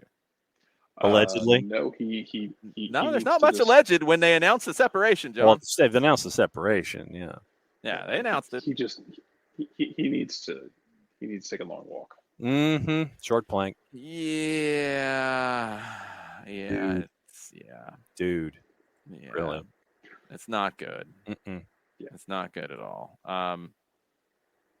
All right, Jarrett, I guess. Wait a minute, Jarrett. Uh-oh. Wait a minute. You can't go just yet. Because this is big time news on the Nicholas Bentner front. Oh, God. Big news. The show got canceled. No. The controversial football player has given access to everything related to a new documentary. Oh, Jesus. Yes. New documentary on Bentner. You got an author, a director involved in it. They've been working on this since 2019. Of course they have. This pairing of the author and the director previously directed the documentary The Lost Leonardo. I don't know what that's about. I would have much rather preferred Bentner be lost, but okay. Yes. So Andreas Kofoed and Rune Skyam Nielsen are putting this together. Oh, Jarrett, this is going to be greatness. Yeah, when Rune Skyam Nielsen's involved, you know that it is prime viewing material. Yes. We have a new Bentner documentary coming. Jarrett, you can go to sleep very happy now. That won't happen. Yeah, you're going to love it. It's going to be great. Go to bed. We'll see you in the morning. See you. Bentner with a new documentary. It's amazing. God, Lord help us all. Wait to see what he has to say. Lord help us all. He is the Lord. Remember, he's Lord Bentner. Well, sorry. Then another Come Lord. on, John. Help us all. Come on. Somebody man. other than that Lord help us all. Come on. All right. That's all on Nicholas Bentner. That's baby plenty. Jesus on that. That's plenty. The 3-letter is still all about Wanda. And her side pockets. I'm not talking about pockets. Trinidad is heading into the 90th minute, leading Bahamas only 1-0. Wow, that game's been closer than I would have guessed. Let's see. So Mauro and Wanda are on vacation in Kenya. Of course, he's gonna play in Kenya. The Kakamega homeboy. He's gonna play. Now, homeboys don't sign Mauro Icardi. Come on, don't do that. He can go to the Kariobangi Sharks. Well, there you go. He can go to the Sharks. Sniff their losing streak. They are the Kenya articles are about the exquisite holiday that they are spending in Nairobi. Exquisite holiday. Yes, and I believe they have gone to Tanzania as well. Oh, so they're doing the continent, as they say. Yes, it seems that way. Okay. And Mauro Icardi said he's not leaving PSG. He's under contract. Yeah. No, I mean, sure, he's under contract. What are they? They can't do anything about that, John. They're going to pay the man. That's basically it. I'm not. Well, unless they're going to give him away to somebody. I ain't leaving. They're paying me. He doesn't care. Mm-mm. He's fine. And I hope everybody knows what's going on in the Gerard Piqué Shakira conversation. Because, oh, buddy, the details of what is being alleged. Yes, that's your own search. Yeah, we're going to let you guys find that one. Ooh. Yeah, Coco. Yes, I would agree. Turner, absolutely. Nick Khalifi is involved in the Bentner documentary. He plays like he's not worried about it. He signed that thing up a while ago, for sure. I agree with all of the comments on Gerard Piqué. I would definitely agree with that. Second prop bet for number of lake shots for Jarrett. There's a few lakes. The course is named after a lake. I'll go with 3. I'll go with 3. I can't remember how many possible lake shots there are. There's that one par 3 that always gives us problems, and we end up launching multiple balls into said lake. The one where we lost flight of your ball and it just was eaten up by the landscape. That one. No, the one that it should have. But it's like a steep drop, so I think it was really close to staying up, and it just caught the edge and rolled back down, or a turtle grabbed it because there was a mischievous-looking turtle down there. No joke. That could have grabbed it. You hit yours somehow off of a railing of wood that bounced all the way over the green, which made no sense. I know, really. Yeah, that was crazy. That's Turner, exactly. That's why Nick Khalifi's not here. He's in Denmark. He is finalizing all the rights to the Bentner documentary. He is going to market it in Italy and make a killing. Yes. That's going to do it for us. So again, we're not going to be on in the morning. Sorry, you're just going to have to entertain yourselves or listen to this back. And why would you want to do that? Hopefully, Fairy Maid Bays, you don't hate us. I picked you. John didn't. I did. Very excited for Chicken NFC. Very, very excited for Chicken NFC. They're taking a 2-week break in the league. I think it's something to do with getting the fields in decent shape and all that. It's crazy. Yeah, Katie, we have gone to different courses, and there's murder geese on a couple different courses. Every golf course has murder geese. That's just and they sit on my ball in the fairway too. And that was pretty good. Yeah, just sat right on the ball. The turtles are only at this one course. Yeah. At least that I've seen. I'm sure there's other turtles. Honduras and Curacao are about to kick off on a Monday night. You can definitely check that out. That's going to do it. We'll be back on Wednesday with more chaos, more destruction, more ridiculousness. It's what we do. Hopefully you guys are entertained by it from time to time. And don't forget, Friday, it is an SDH gathering at the 500 Songs for Kids event at Vinkman's, and you will have an opportunity to get your hands on some Atlanta United Pachuca tickets, as long as you make a donation to the kids. It's Songs for Kids. It's literally for the kids. people will be performing an 80s song they wish they had written. What 80s song do you wish you wrote, John? Oh boy. Tarzan Boy by Baltimore. Why? Why do you wish you wrote that song? There's hardly any words. Shows you the ability of my writing skills. That's really the one you... What? Like, why would you say that? What you like music. What response did I just get from you? I can't repeat it unless you do something equally dumb. No, I mean, legitimately, it would be something off of probably the Signals LP from Rush, which came out in 1982. Are they known for their lyricism? Yes, they are. Okay, I'm not a Rush fan. So from Neil Peart. I always thought of them more from the music, not the lyrics. Yeah, the way that it was always done is that Neil Peart would do the lyrics and Geddy and Alex would do the music, and so that's how they did division of labor. And so Neil was the one behind the lyrics for most of the songs of the band. And Signals was the first album that attracted me to Rush in 1982. So that was what got me into Rush. And so obviously it would be something like Subdivisions, maybe off of Signals in 82. 80s song I wish I had written. 90s are more my wheelhouse, but an 80s song I wish I had written. Wait a minute. Is it 80s? Let me double check. It's real close. Yeah, 88. It qualifies. All I Want Is You two. Okay. Love that song. Yep. REM's lyrics got a lot better in the 90s, so I would go there. It looks like it was a 1-0 final for Trinidad and Tobago beating the Bahamas. And so now we go to the 10 o'clock game on Paramount Plus. Trinidad, you made it difficult.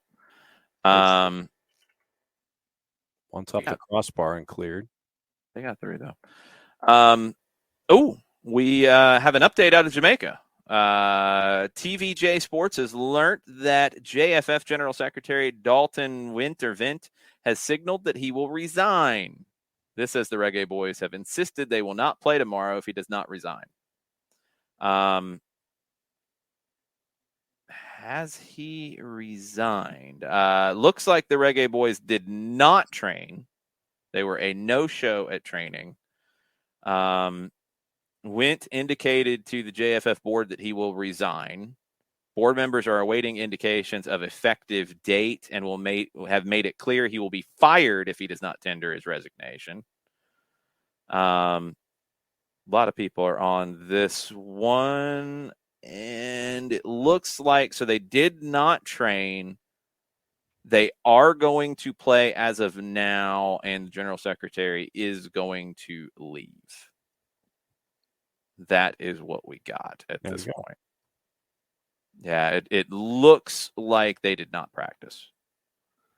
Let's see if Jerome Foster has this as a fact here. They said Jerome Foster would have it. Yeah, it looks like they did not practice. Yep, no training. Okay. So, and they're supposed to play. We'll see how that goes. But it looks like they're going to get their wish on the other side of it. So good for them. There you go. Never going to give you up, Kate, is the song that she wishes she wrote. Yeah, I mean, I'm not even going to say I wish I wrote Purple Rain or something. Because I'm thinking lyrics in this. It's not necessarily lyrics, but that's what I think of first. I could say Bat Dance because that song's funny. Yeah, I will go with All I Want Is You by U2. All right, that's going to do it for us. Hopefully Friday we'll see some of you. We'll send more out about how you can help the kids and how you can possibly get some tickets to Atlanta United Pachuca if you are looking for those. And we'll be back on Wednesday after we have a golf day tomorrow. And we'll hopefully bring Jarrett back unless he falls in the lake or gets killed by a goose. Both are possible. Yes. Anything can happen. Have a good night. Bye, y'all.